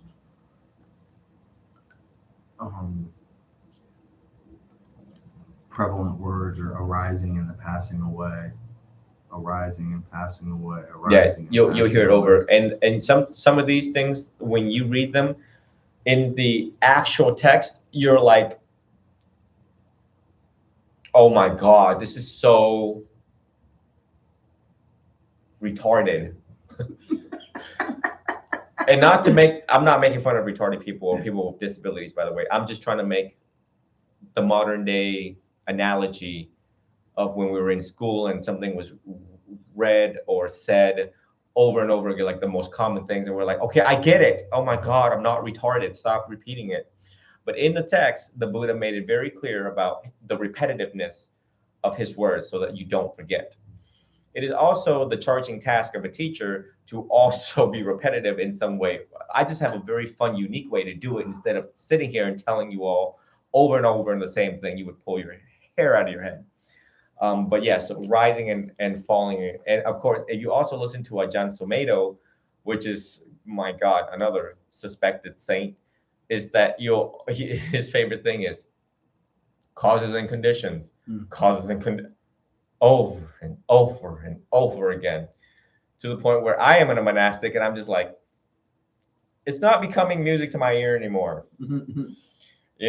But it is so important for the lay people to like really get it, to really understand causes and conditions, how we are subject to these causes and we act upon based on how we were conditioned. So he really wants to ingrain that in your head. And then his favorite thing also too is conventional truth and ultimate truth. You'll hear that from Ajahn Sumedho. So each monk have his own way of teaching, but if they start become repetitive, it's because the Buddha told them to be repetitive. Just like he left us a whole can of worms of instructions to teach you all. So again, all right. Then we go to right mindfulness, which is focus. So you have right effort, which is enthusiasm, right mindfulness, which is focus. To keep the mind focused and protected from distraction. Keyword, protected from distraction. The mind likes to follow sense objects. It is almost never concentrated, calm, and still without the effort of mindfulness, which can be practiced anywhere. Concentrated, calm, and still, right? And calm and still can be achieved through the mindfulness of the breath. That's why it's my position to teach the mindfulness of the breath first before we go into insight.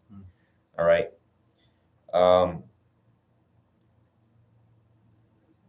Okay, so right mindfulness is the four foundations, which it tells here, which is mindfulness of the body, feelings, consciousness, and worldly phenomena, which we're not going to get into because that's insight meditation. Right concentration, which is now the meditation part. The right mindfulness, the focus, and the right concentration kind of intertwine with each other. Yeah. And basically, my cheat sheet here shows you all making the mind single-pointed and maintaining single-pointedness of mind, which is what I taught you all, the single-pointed concentration technique, the mindfulness of the breath. So easy this stuff is for me to teach you all. The mind's always distracted by the senses, and it shows a diagram here of the dude just whacked out. And then the mind in meditation maintains a single focus, and then there's a little dot like Indian people right there in the diagram there. Okay. And then here it re-emphasizes the benefit of meditation, which is a significant body of academic research support the use of mindfulness training for a wide range of psychological problem. Scientific study, psychologists, psychiatrists have shown meditation can be effective in the treatment of depression, relapse prevention, anxiety disorder, substance abuse disorder, chronic pain. Mindfulness training is a core element of several developed evidence-based therapeutic interventions.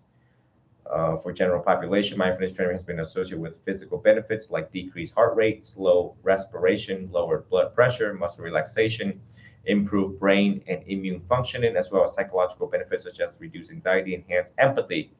Meditation is beneficial to body, mind, even on a mundane level. And furthermore, after 20 years old, your brain starts to shrink. And so that's atrophy. So if you practice mindfulness meditation, you're actually keeping your brain from shrinking even further. You're slowing down the degenerative process, something that I totally just learned the other day. Wow. Just because there's so much scientific evidence behind it. So again, you read evidence, you just go on. I had a student that asked me about this, and I just said, just put in benefits of meditation, just put in mindfulness peer reviewed journals, and you get all sorts of evidence that keeps you back to right effort, back to right mindfulness, because people jump out of it because they're like, it's too difficult or it's too challenging. I don't want to do it. Yeah. Okay. And then they make up excuses, and then that's how they fall off. Likewise, take into consideration that not a lot of people meditate in Asia. It's funny. This is where meditation is being taught and they don't practice. That's why the world's the total opposite. That's why after listening to a Dhamma talk, they go out and they fight, literally right outside the temple. They listen just to comfort their ears. I don't know why they even there. Sometimes I'm just like, why are you even here? You know what I mean? Vietnamese too. Vietnamese, they just listen to demo talks, get out and start cussing each other. F you, F that, F everything. It's just right outside the temple. And I'm just like, Seems like that's the way it is, unfortunately, through most practices, through all ideologies, all across the world. Laziness. That's what it is. So therefore, as we talk about right effort, right mindfulness, right concentration, have you guys been meditating at home every day? I mean, you can lie, or you can be honest. It's not my job to hammer you if you don't.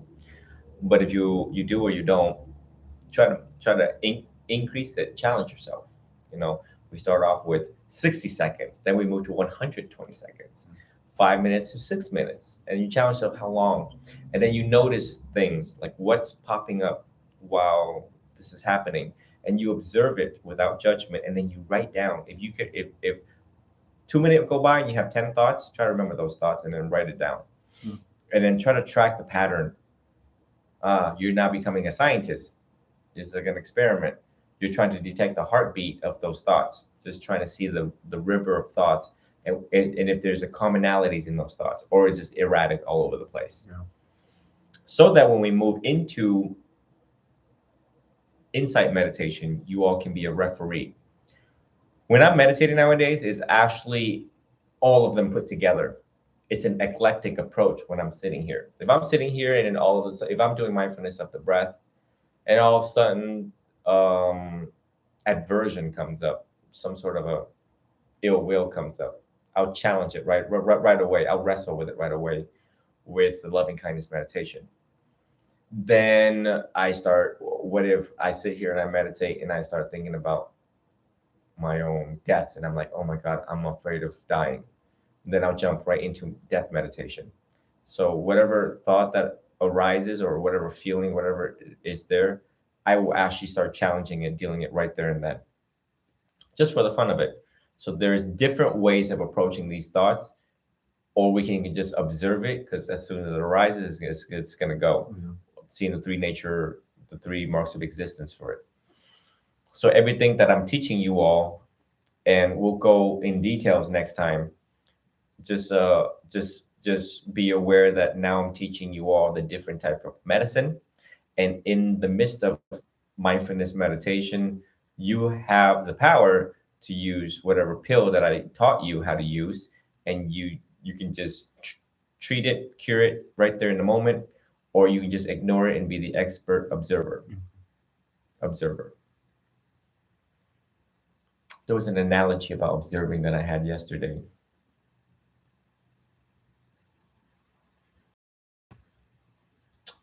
With the camera.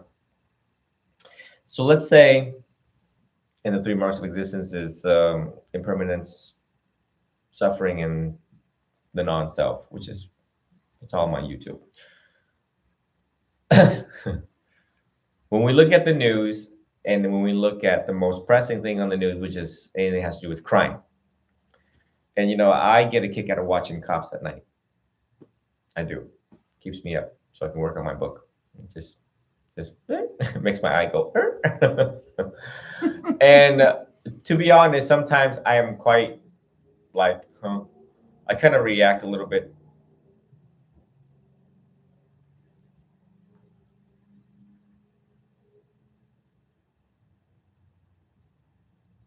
Uh,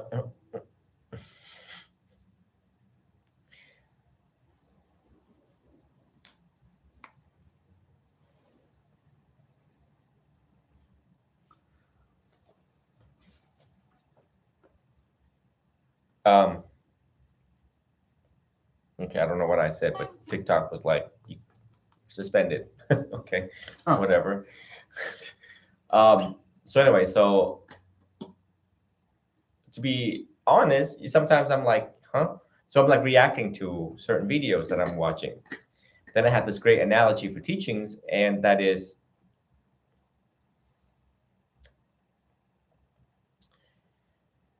if a cop told you, come right along with me, and you go right along with him, or they give you a camera, or just to take pictures or videos, and you sit in the car and you're watching things unfold. You guys get different types of calls. As you sit in the police car, you get like a naked guy running around the neighborhood, and you guys get there and you're like, are you kidding me? But what if there's kids around and this guy's doing it? So then you would react, right? Automatic behavior would tell you that's wrong. There's kids around. I can't believe he's doing this. You would have all sorts of reactions.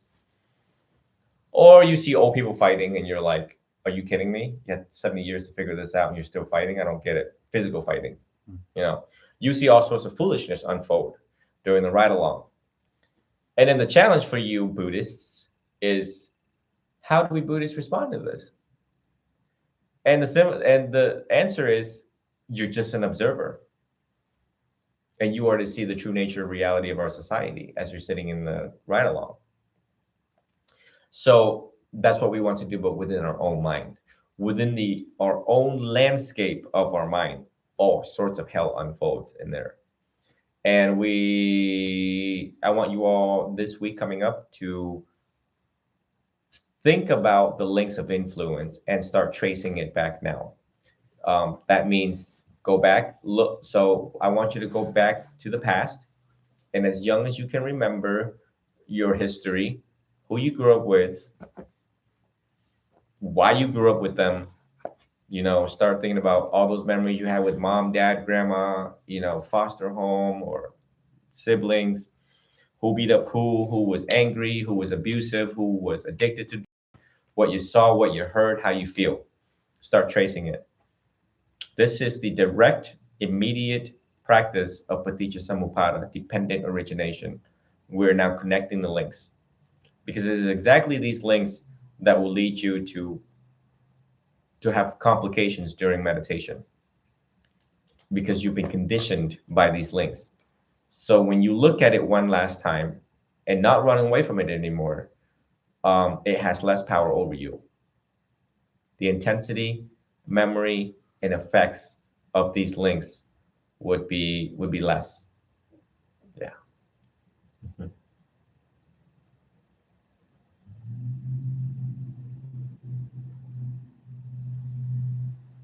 I think I said the word police, and I think there's like algorithms in TikTok and whatever.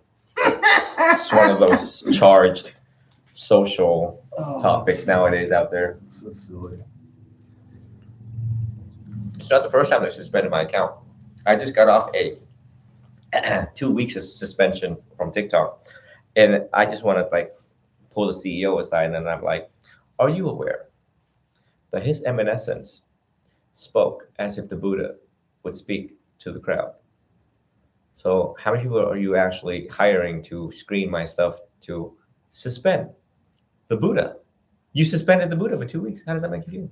Well, they're Chinese. TikTok is Chinese. I know. That's the problem. Says it all right there.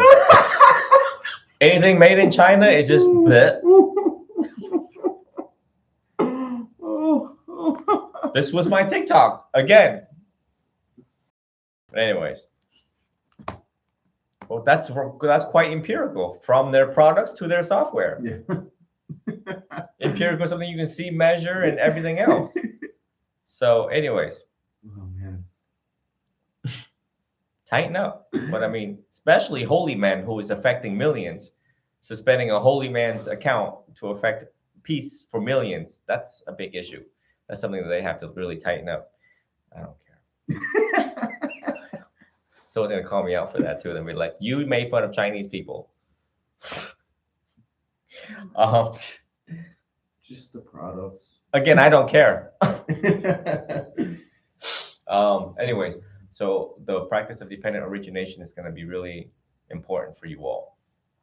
It is the one thing that kept me from advancing in my spiritual life. And I literally sat there. I still have it. It was one page. It was literally one page that you all wrote. There's one standard 8x11 page where I drew a line, because I was really like I was out of it during my training days.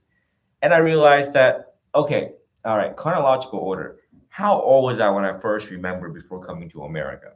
And I would put, like little dashes and put the year and who was in my memory and why they were there. When I came to America, the school I went to, my best friend, teachers, I started tracing everything.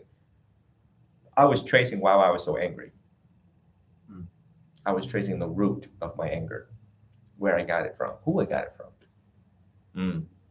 And then when I came to conclude all of my past conditionings, it was limitless after that. It was like there was no more whys anymore in my head, right? Because we always want to know why, right? Why are we so angry? Why am I controlling? Why do I have depression? Why? Well, once you know the why, there's no more need to know. You now proceed like fast track, like you're now sitting. Now you're getting in the Ferrari of the spiritual speed, because it was exactly these conditioning that kept you from flying in the first place. Any confusions, clarifications, or questions so far? I actually have been doing that unknowingly, like what you're saying. Mm-hmm. Actually, about like the lack of trusting my own self, I've found certain events that have caused that from a young age. So whenever I'm done, I talk to you about it. Mm-hmm. Yeah. So, but continuing that and like finding like why, just everything. I just want you to tell yourself, you don't even have to tell me, but just to tell yourself that I got the answer to my whys. And if we haven't, we need to dig a little deeper. And if if you need to speak with me privately on certain ones that we don't have to why to, then we can. Things that are deep, private, rated X, R, whatever in nature, or cannot be spoken in public, then, but I want you to be secure in the knowledge that, yeah, I know why. In my own family, I just got the most other recent whys to why certain family members did or chose what they chose and who they chose in their life lately. And I was just like, I understand now. Compassion arises out of deep understanding. And it is exactly that we're seeking here, is deep understanding within our own narrative, first and foremost.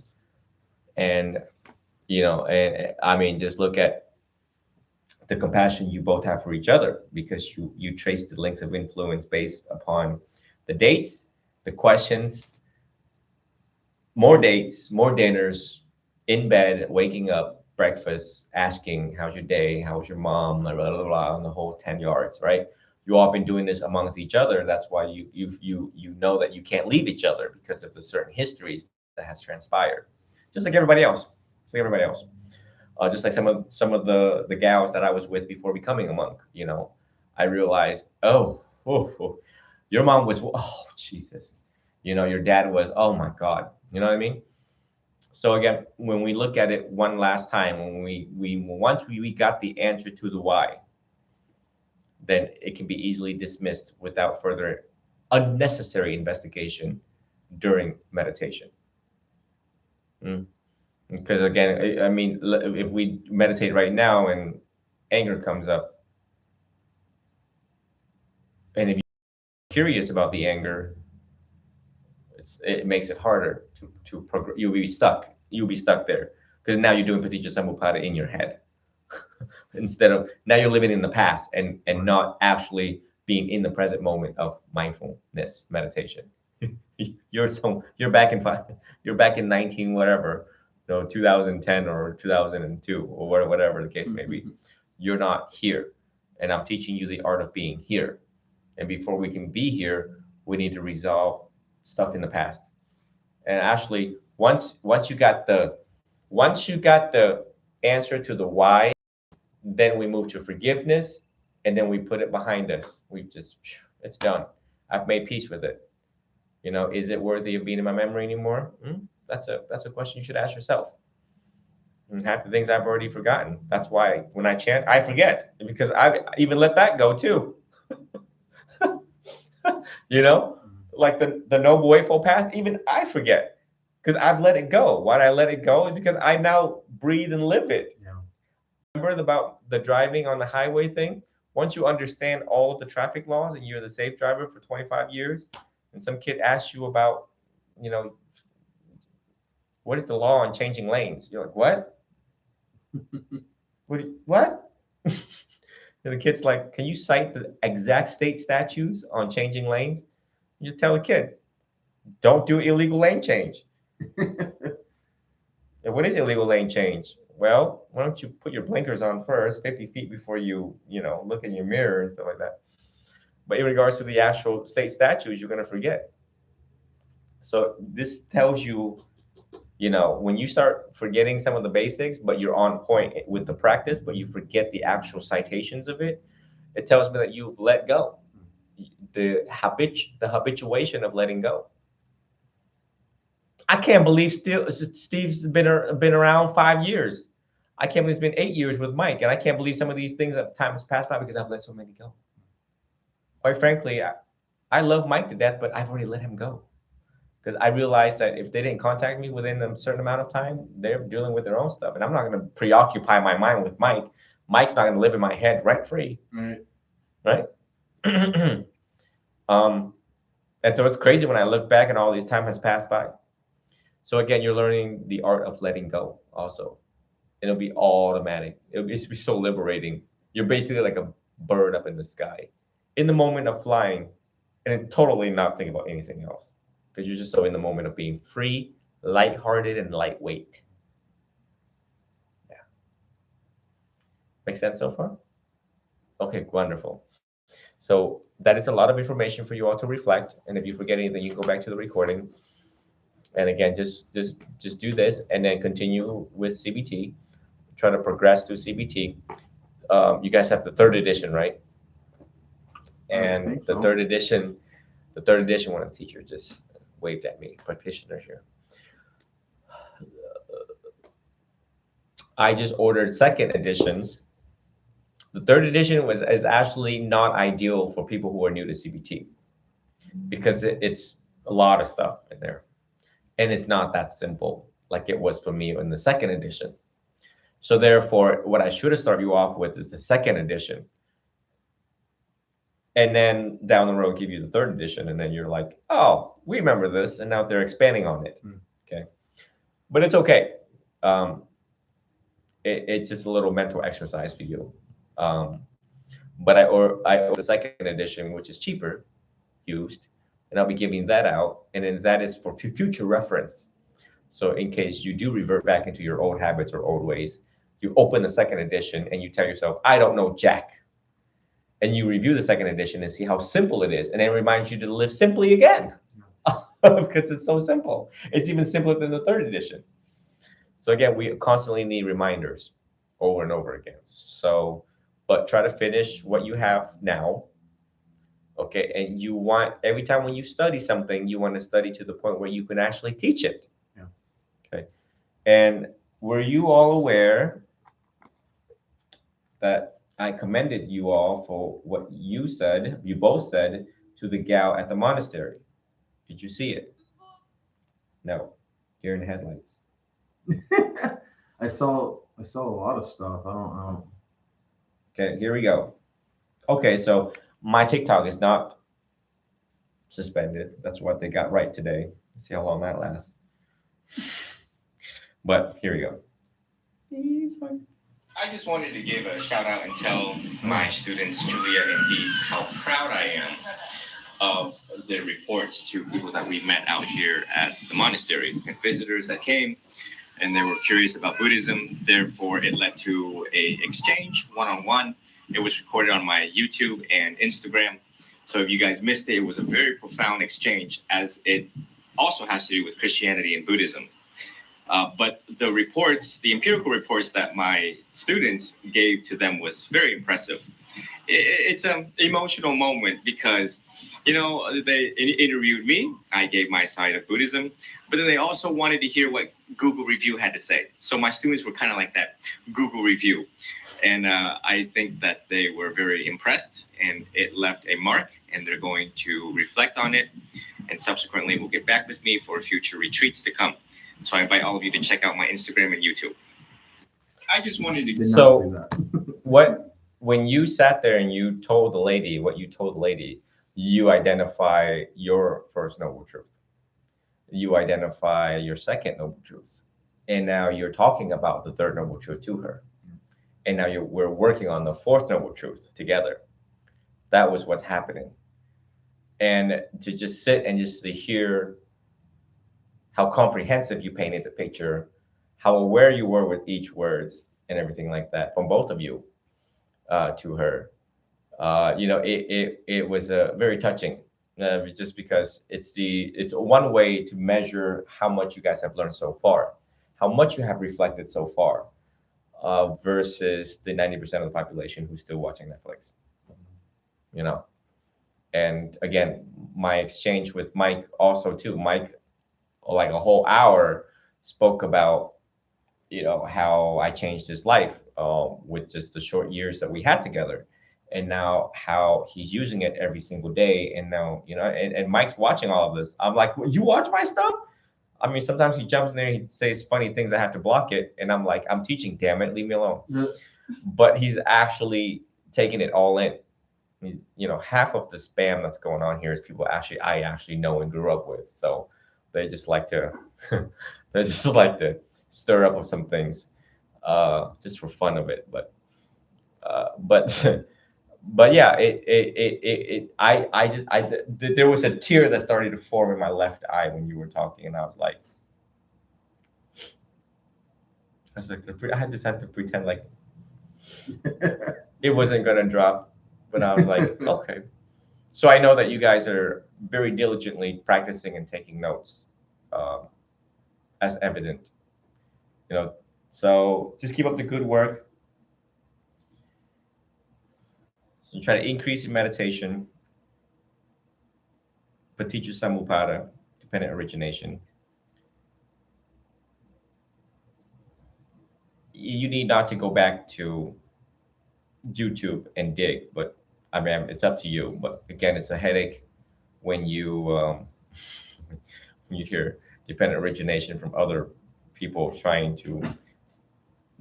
There was one last night from Ajahn Amaro about how to teach dependent origination to your dog, and basically it summarizes how to do it the most simplest way. And I think I beat him to the simplest way of teaching it, because that talk was an hour and 30 minutes. You know, where I just utter one sentence: links of influence. Yeah.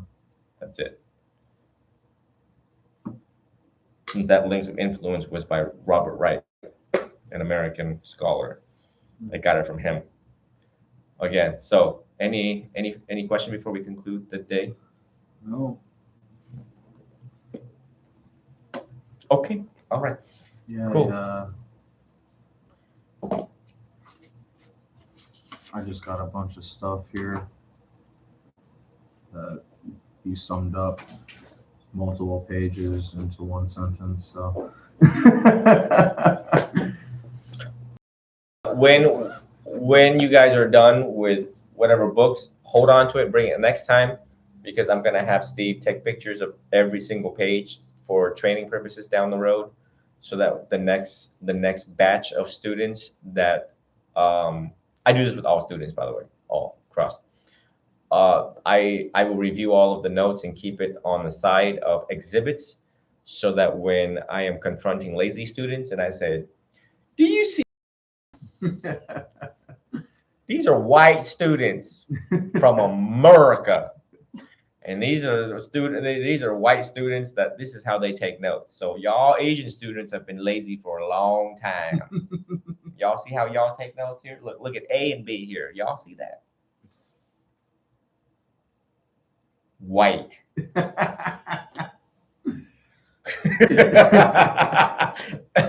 Well, I got a unique way of ingraining it in their head. You know, American Westerner. Look at what Westerners can do. Oh, you wrong efforts. See the disgust? Wrong mindfulness, wrong effort, wrong concentration. So just like hammer it down on them. Oh, man. His eminence were the right to do so. So, anyways, and then Steve will get a kick out of the handwriting too. You have no idea. This is an art. The calligraphy. The calligraphy is projection into the success of your future. Handwriting analysis. If it's sloppy, your whole life will be sloppy. Do you know that? You look at my dad's handwriting and you realize, oh damn, no wonder why he's a triple discipline professor with leadership behind him as a lieutenant. So, and then mine's kind of weird. Mine's kind of like pretty, but also fast. But so it talks about speed in my life. It talks about there's organization, but there's also speed, there's calmness, but then there's also hectic in my handwriting in when you analyze, my work. But Steve's, if he don't change, gonna be a cab driver for the rest of his life. So that's something that I'm keen on for this particular teacher and his particular thing is that if the richness of civilization told us that handwriting tells everything in handwriting, then that needs to be fixed. You want to fix your life, it starts with the handwriting. Yeah. And I don't think kids get that nowadays because everything is now Siri. I mean, I'm writing this book and I'm talking to Siri, but I have to because I have so much going on. But one day I will sit there and I got to do revisions anyways and updated editions. And I actually want to go back and write. And I'm pretty sure there's software that just scans it and throws it on the iPad, whatever. Okay. So let's give you all the blessing verse and conclude today. We went 24 minutes past our time, but it's okay. It's good stuff.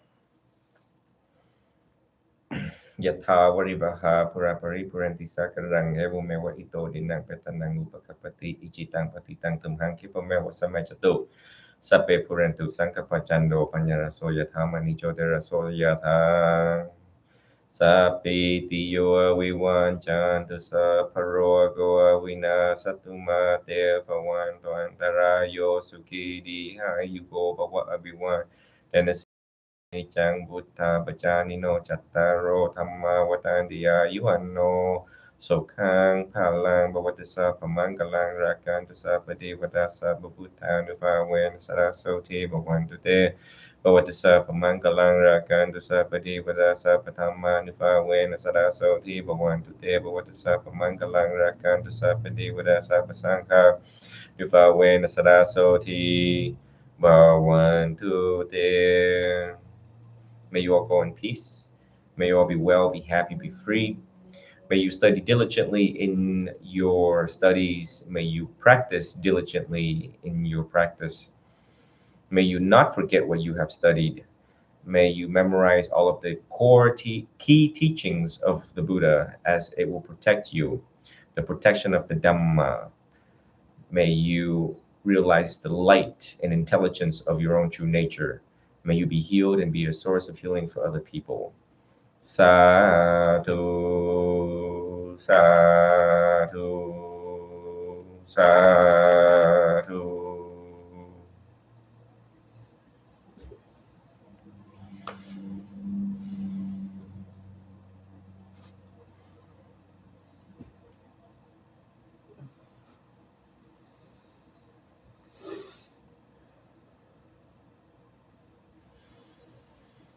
Very good. We will reconvene next Sunday and go enjoy the rest of this beautiful Sunday y'all got. I have to go to the dentist.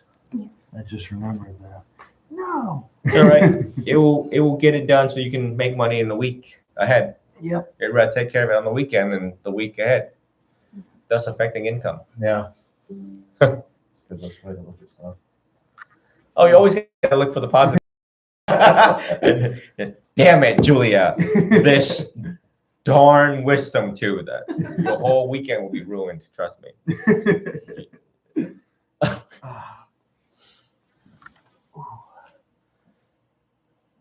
When I had mine done, every time when the dentist is doing their job in there, I'm just like, oh look, it's the true nature of aging. Yeah.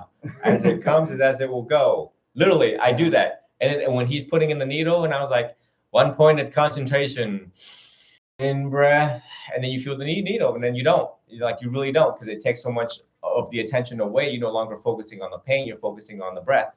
Yeah. That's how meditation alleviates pain. Is that once you have here, you start redirecting the brain somewhere else. Like there's so many emergency medicine information that I want to teach you all. So once we progress, you guys will get all of that emergency medicine, the survival mode of Buddhism. And when you have stuff like that, other people was like, oh, it's just a tooth, but it's like horrific in the moment because you're not the patient, dude. I'm the one who's getting these humongous molars out of my mouth, Right. These like gigantic mountains out of my mouth. So that's why people have all these sedations and stuff going on like that. But remember, dozens of years ago, hundreds of years ago, we didn't have sedation. Yeah. We didn't even have the darn needle. They just ripped it out. Man. Yeah. Think about that. Talk about gratefulness. Yeah.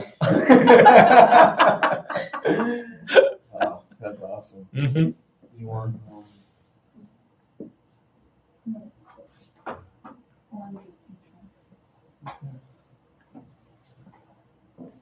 what the heck?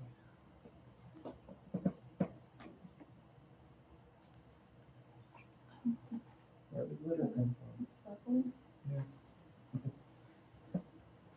Okay, so have a good weekend, or what's left of it, and hopefully that's resolved and you're all well. And we'll see you guys back next, and you'll be a couple ounces lighter.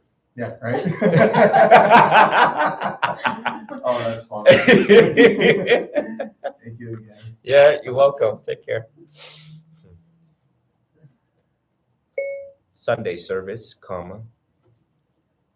comments on the Thailand article about You want this open? monks. Yeah, it's fine. It's fine.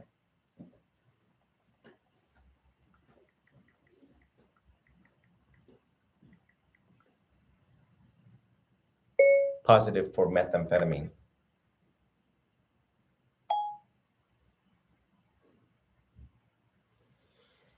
Okay, all right.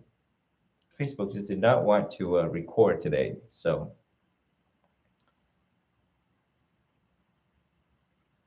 this is why we have YouTube. That's why I told everyone to go to YouTube so that we have a unifying platform that just in case these other one fails. And it did. Look at that. 2 accounts fail back to back. Unreal. But hey, you all on YouTube got uninterrupted. Be grateful. So until the very next time, take care, everybody on YouTube.